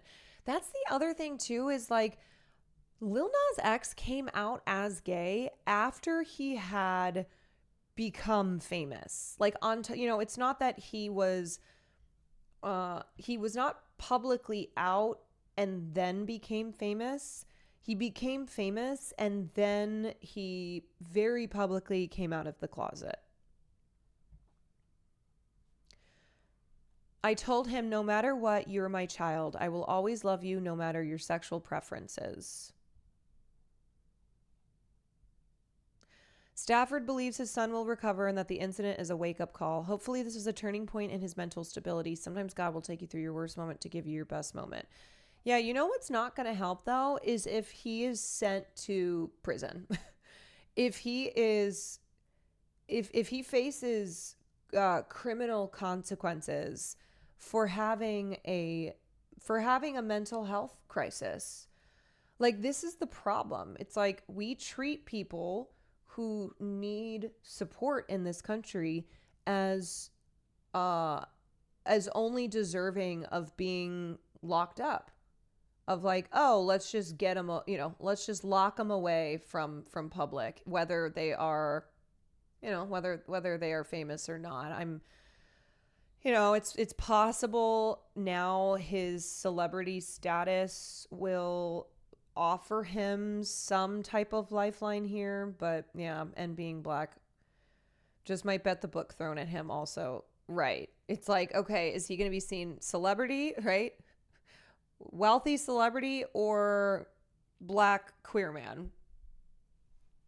Black queer man who suffered from a mental health crisis.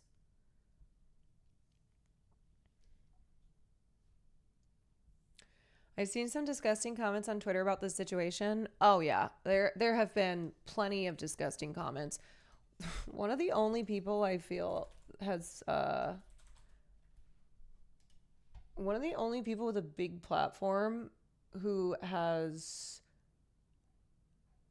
been talking about this is Matt Bernstein.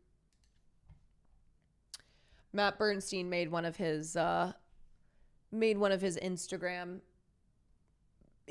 slide posts that he is known to do, which was really good. Black queer pop star experiencing a mental health crisis in public, being filmed by some asshole who wanted a few $100s from TMZ, then being charged with 4 felonies is both cartoonishly evil and very predictable. Drop all charges now. I know, I love me some Matt Bernstein. And most people would still be in jail waiting for a court date. If they couldn't afford bail, this experience would be life-altering. Yeah, it happens every single day. Every single day.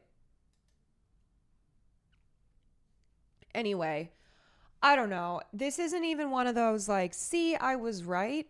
I think it's one of those where it should have been clear all along what was going on here and why this was a very sad situation and why there was genuine cause for concern with how Lil Nas X was being treated and will continue to be treated. I don't know. Like it's so common and it's so predictable that this was the case. And maybe, you know, had this been another time, another place, another person, it would have resulted in it would have resulted in death. Like it would have been not it would have been not Lil Nas X getting locked up, but could have very much so been him being shot 10 times, because that's what happens too.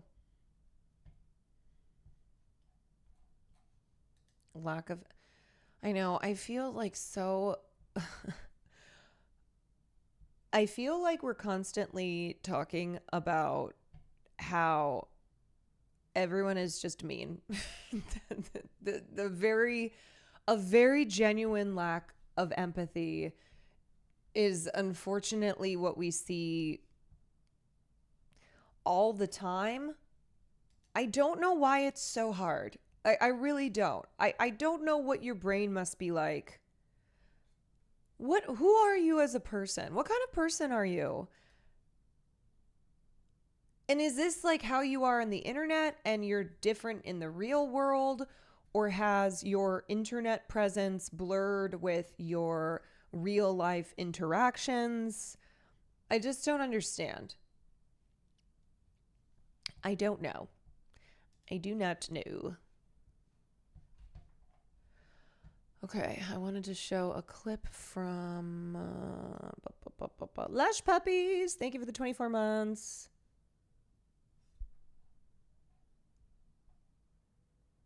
Okay, this is amazing. So this is from Venice Film Festival, which is going on right now. And this is India Moore. India Moore, who is at Venice Film Festival promoting Father, Mother, Sister, Brother, Jim Jarmusch's latest film. And this is the panel that like the press thing that she's speaking of, or speaking on. We cannot always control the spaces that we are in when we are in company with those people. But my hope is that those people responsible for doing harm are more uncomfortable with the fact that they have to work with people who know that they're doing wrong. And that I need you all to know too why this is so beautiful, because Mayim Bialik, who also is in this film, who is literally sitting next to her, is a genocidal propagandist. Mayim Bialik is one of the most obnoxious pro-Israel people in Hollywood. She still continues to do genocidal propaganda. India Moore is one of the celebrities who's been very consistently speaking out and condemning Israel. And not only that, but like, so knowing that Mayim Bialik is sitting right next to her because they are in the same film that they're promoting at Venice Film Festival. we cannot always control the spaces that we are in when we are in company with those people. But my hope is that those people responsible for doing harm are more uncomfortable with the fact that they have to work with people who know that they're doing wrong, and that they stay away, and that they stop or change.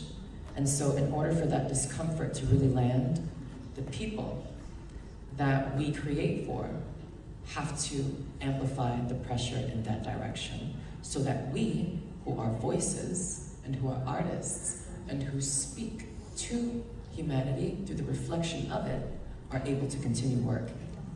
We're able to continue to resource ourselves so that we can have a platform to amplify the messages that we need.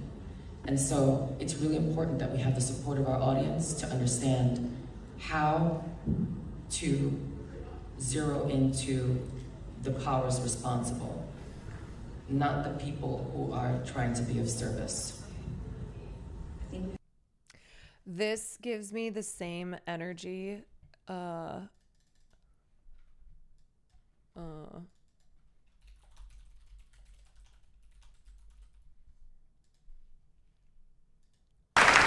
New Jersey.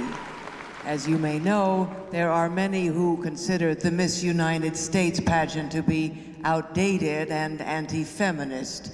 What would you say to them? Oh my God. Well, I would have to say I used to be one of them. And then I came here and I realized that these women are smart, terrific people who are just trying to make a difference in the world. And we've become really good friends. I mean, I know we all secretly hope the other one will trip and fall on her face, but... Oh, wait a minute. I've already done that.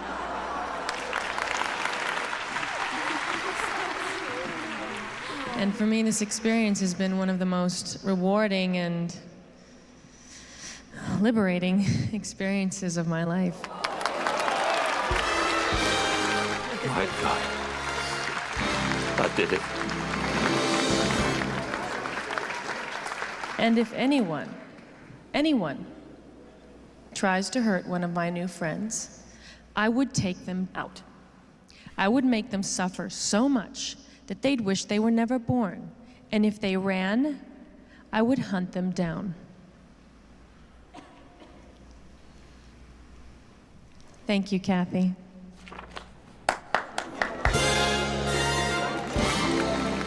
A brief, shining moment, and then that mouth. And if anyone tried to hurt them, I would hunt them down. Thank you, Kathy.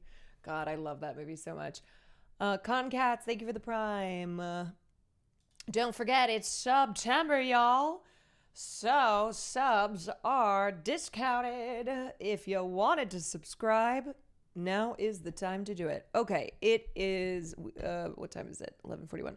All right, let's talk about... More now in the death of a... Let's talk about the loss of Graham Greene. So, Graham Greene unfortunately passed away at the age of 74. Not the death announcement that we were hoping for.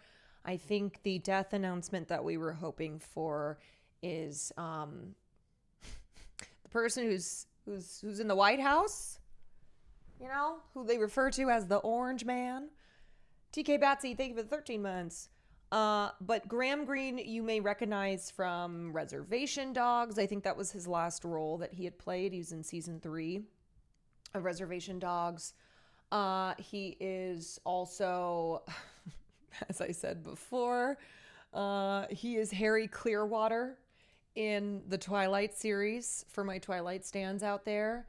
But he also was in, so his breakout role was Dances with Wolves, the Kevin Costner Oscar-winning film in 1990, and that also earned him an Academy Award nomination. So he was nominated playing Best Supporting Actor in Dances with Wolves, and that's where a lot of people were introduced to him.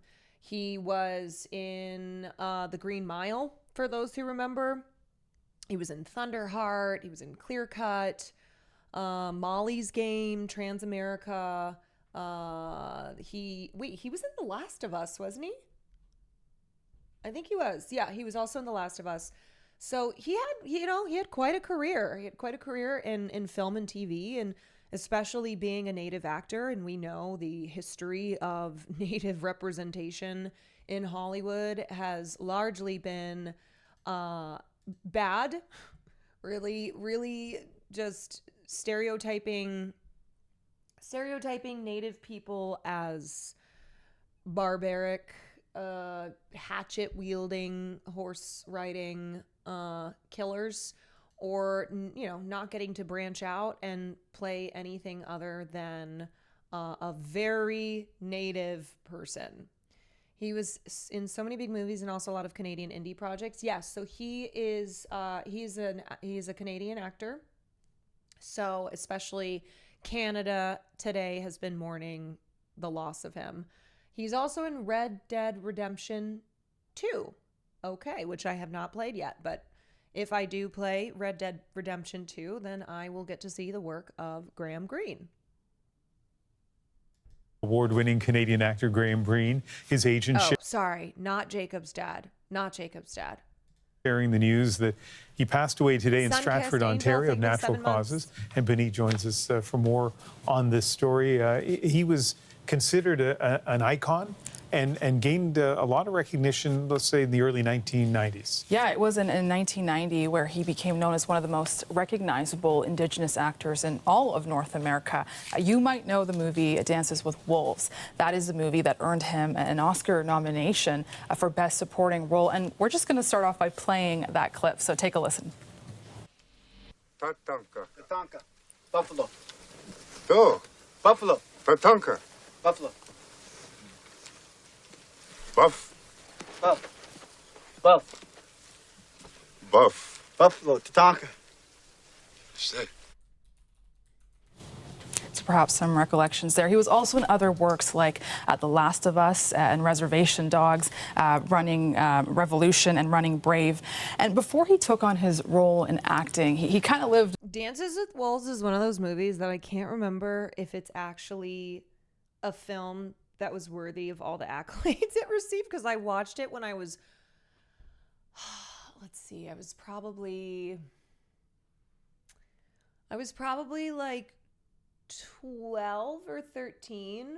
This is when I started watching movies, because my dad he bought a TV with a DVD player and then started bringing home DVDs, and they were mostly like critically acclaimed films. He got every single Best Picture winner, a lot of older films. So my like individual film education experience started with watching these kinds of movies. So I have not watched it in 20 years. So I don't know if it's like another Kevin Costner type film where at the time it was heavily acclaimed, and then I don't know, as the years went by, it's like it actually was not that great. It was a good movie, but I always felt people were pushing too hard for the best movie back then. Like, I don't know if it's one of those films that was ripe for winning Best Picture because of, I don't know, the kind of film that it was. It is deserving of a lot of awards. It was groundbreaking at the time, as excellent shots and screenwriting. However, as white saviorism, that's what I'm kind of thinking. I'm like, is it? I don't know. You know what? I just need to go back and probably rewatch it. Many other lives in a way. He was a steel worker, a welder. He was also a draftsman and an audio tech. And his work, especially as an audio tech. Especially now that Graham Greene has passed, and this was the role that really broke him into Hollywood and that he was nominated for. Allowed him to be a roadie. So he traveled a lot with musicians. Wow. And this was that work that really allowed him to connect with crowds. And he said that there was once a man who came up to him and he said, have you ever considered theater? And he's like, I don't know much about theater. I don't even know much about what scripts look like.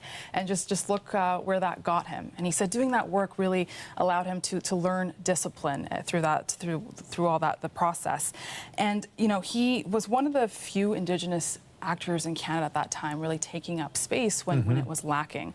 He is Oneida from the Six Nations of the Grand River in Ontario. He often had to speak languages and represent tribes that weren't his own. But over the years, you can see just what a legacy he's left in that space. You mentioned the Oscar nomination, kind of the gold standard when it comes to acting awards. But take us through some of the other honors. So one of the biggest honors, milestones of his life was the Governor General's Award. So you can see he's going up there to do his speech. And he initially thought that this was a prank, that his friends were joking around with him. And he felt like he didn't deserve it for some reason, but there you go. This was a Lifetime Artistic Achievement Award. And throughout his career, he played numerous roles, from chiefs, medicine men, doctors, also an inmate on death row, for example. So just quite a diversity there. All of this was part of his journey to earning this award, and we do have a moment to listen to what he said in his speech. Take a listen. I've worked all around the world. People always said, you should move to Los Angeles. And I said, no, I don't like Los Angeles. I hate New York. I don't like any of those places. I was born in Canada, and I'm here to stay here, and that's it.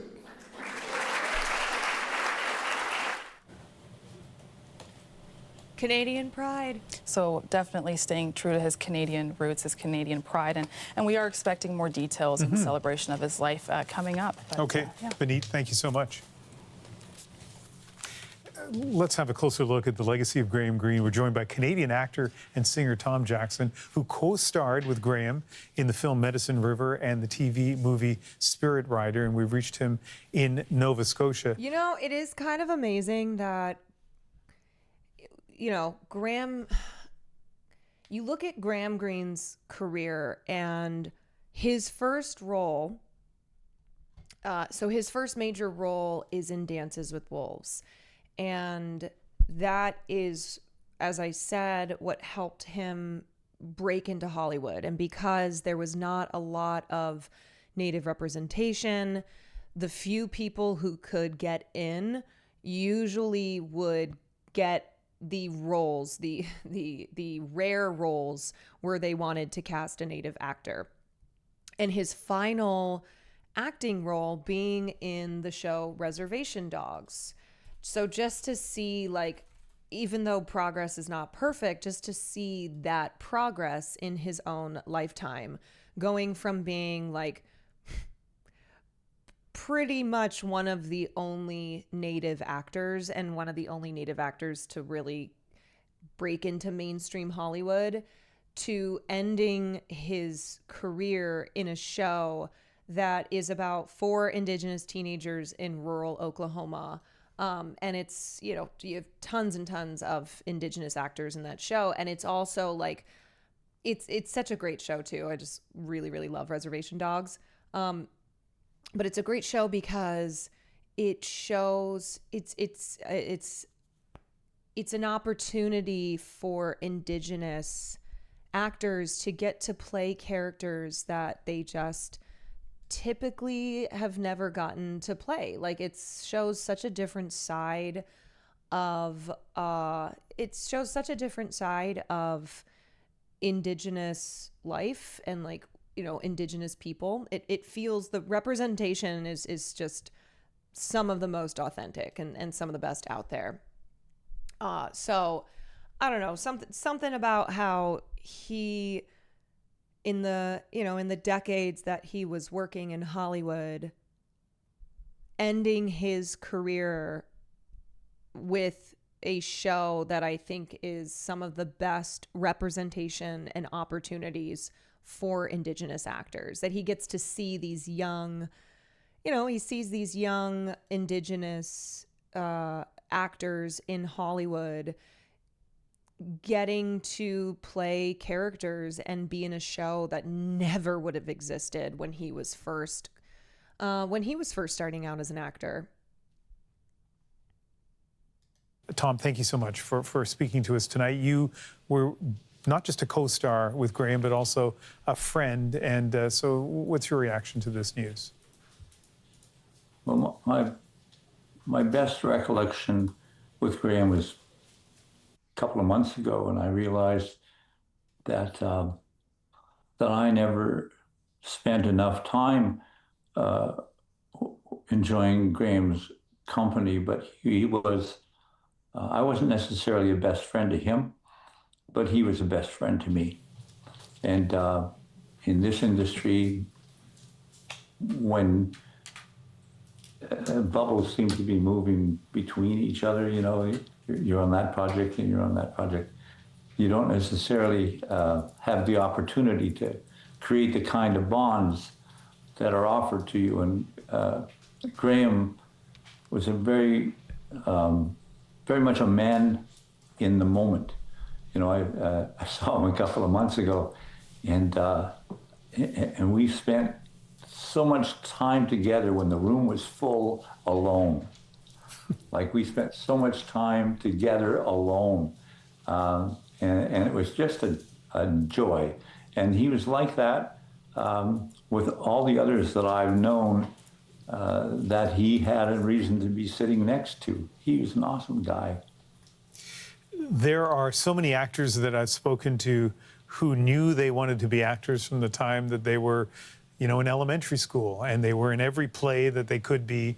They honed their craft. Maybe they went to university to study acting. I was surprised to hear that Graham was a steel worker, that he was an audio technician, that he did all these other jobs and kind of came to acting later in life. And so how do you think that life experience molded him as an actor? I think what he understood was that if you want to be in show business, you had to be in the business of making shows. So he would do whatever it took. He would run sound, he would build sets, he would be stage manager, he would do what needed to be in the business. And it's one of the greatest lessons, I think, that anyone can ever teach people in this business. You need to learn how to carry cables. You need to learn how to make the sets. And at the end of the day, you realize that, as he did, as he shared with me, you realize... Why him, not the lunatic president? Because evil never fucking dies. That to be in the business, you have to be the business. And he was. He was an epitome of the business. He was a friend and a brother for me. Aww. Personally, it's an honor to be able to speak about Graham, not for him, but about him. Yeah. I want to ask you one other thing, if I can, Tom. We're it's taken a long time, but Canada is on this path towards truth and reconciliation. But back in the 80s, in the 90s, what do you think it was like for Graham to be one of the first kind of recognized Indigenous actors to be thrust in the spotlight the way he was? But I think we were prepared because, like other artists,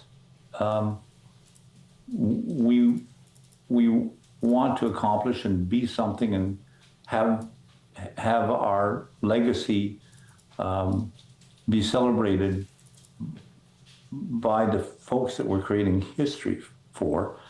But I also think that back then it was a very difficult time to be introduced into the industry when others were playing others, if you know what I mean. Mm-hmm. Like a lot of First Nation parts that were played by non-First Nation. Yeah, it's like, wait, why would we need to hire an actual Indigenous person when we can just have a white person play the role? Same with like, we have Mickey. We have Mickey. Mickey, what's his name? Mickey Rooney in Breakfast at Tiffany's, who can just play Mr. Yunioshi. Why do we need an Asian actor? Actors, Graham. Yeah. Broke ground. And he did it so well. Let me just say this, that of all the theater actors that I have seen or had experience with, Graham was the best theater actor that I have ever known. And I stamp that. It can't be easy to be speaking about him, and as you point out, not for him, on this evening, just shortly after getting the news of his passing. But Tom, I really appreciate you speaking with us. One thing that I can say, and let me guess that Graham would say it, but I love you. Oh. Canadian actor and singer Tom Jackson, thank you so much for speaking with us. Here is a scene from, so here's Dances with Wolves. Welcome. Welcome. Hi.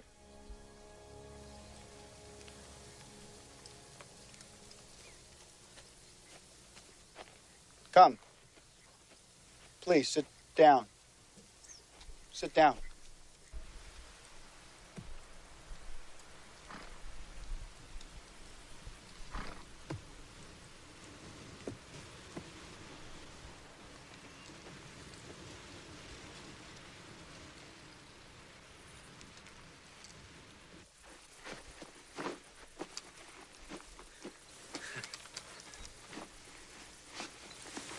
Wait, just a minute.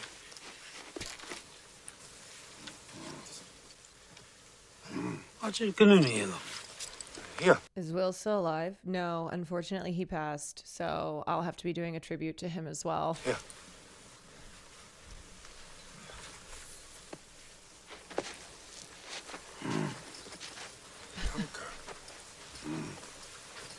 Stupid white man. Tatanka. Tatanka. Tatanka. Tatanka. Here. Tatanka. Tatanka. Tatanka. Tatanka. Buffalo. Oh. Buffalo. Tatanka. Buffalo. Buff. Buffalo. Tatanka. Say.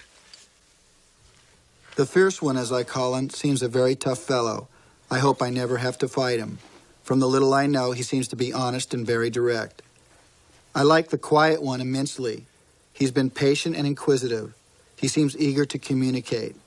I would conclude that he is a man of some weight among his people. Buffalo. I love that Kevin Costner, his character looks like such a fool crawling around on the ground like that. And then here is a scene from Green Mile, where he plays the chief who's on death row.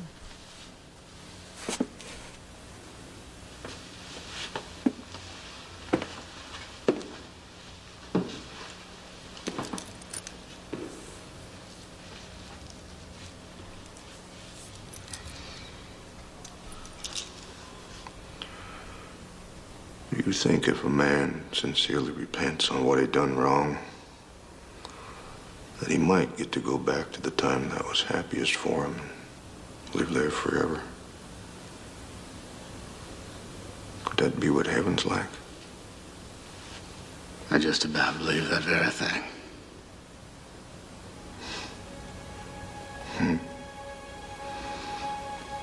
Had me a young wife when I was 18.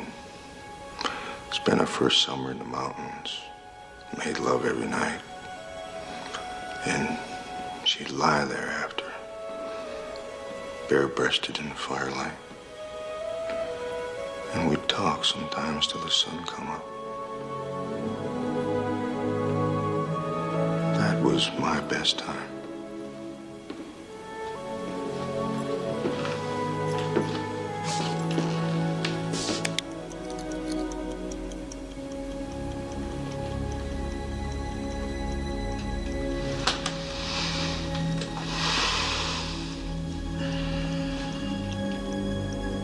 You'll be fine. You'll do fine.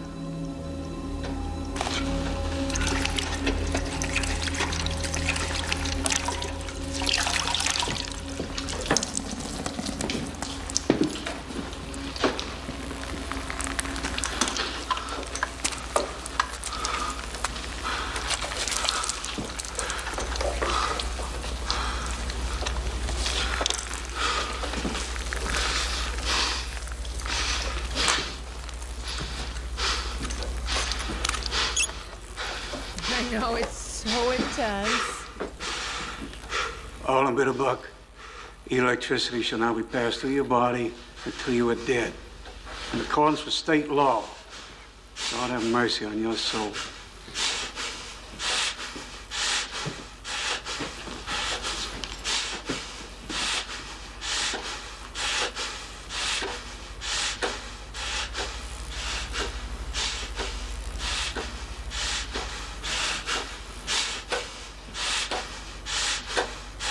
Roll on, too. God. Oh, the Green Mile. President Hayes. This is a historical commercial Graham was in when I was growing up. Commissioner McLeod, where are the rest of your men? You've got more men back there than I have in the whole of Western Canada. Yeah, but Sitting Bull held a war dance last night. General Terry in Canada, Sitting Bull has kept the Queen's peace. He's agreed to meet with you. And Spotted Eagle. That face doesn't look ready to come back to the States without a fight.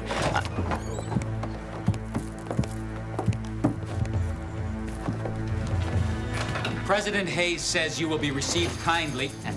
The grandmother's medicine house is no place for lies. Not two more words. This country does not belong to you. We will stay here and keep the grandmother's peace. She will let us raise our children. We do not want lies. These men, Walsh, McLeod, they're the first white men who never lied to us. I didn't know then that they'd be starved out of Canada and go back to the States. Walsh would resign over it. And Sitting Bull would be murdered. Historica Canada. Enjoy these Heritage Minutes brought to you by Historica Canada. Oh my gosh. Canada's like, hey, we're trying to do our part. We're trying to do our part here in making sure that we're telling that we're telling history through these Heritage Minutes. And there's just nothing now. You got something, Harry? Nope, nothing.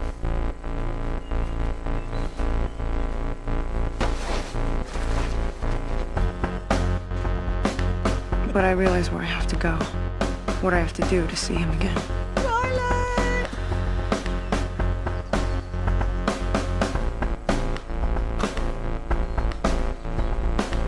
Harry knows.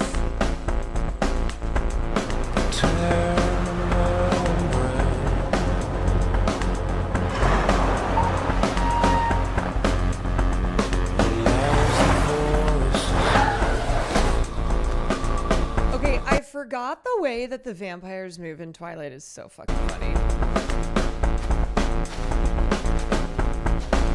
They wanna push you off the path.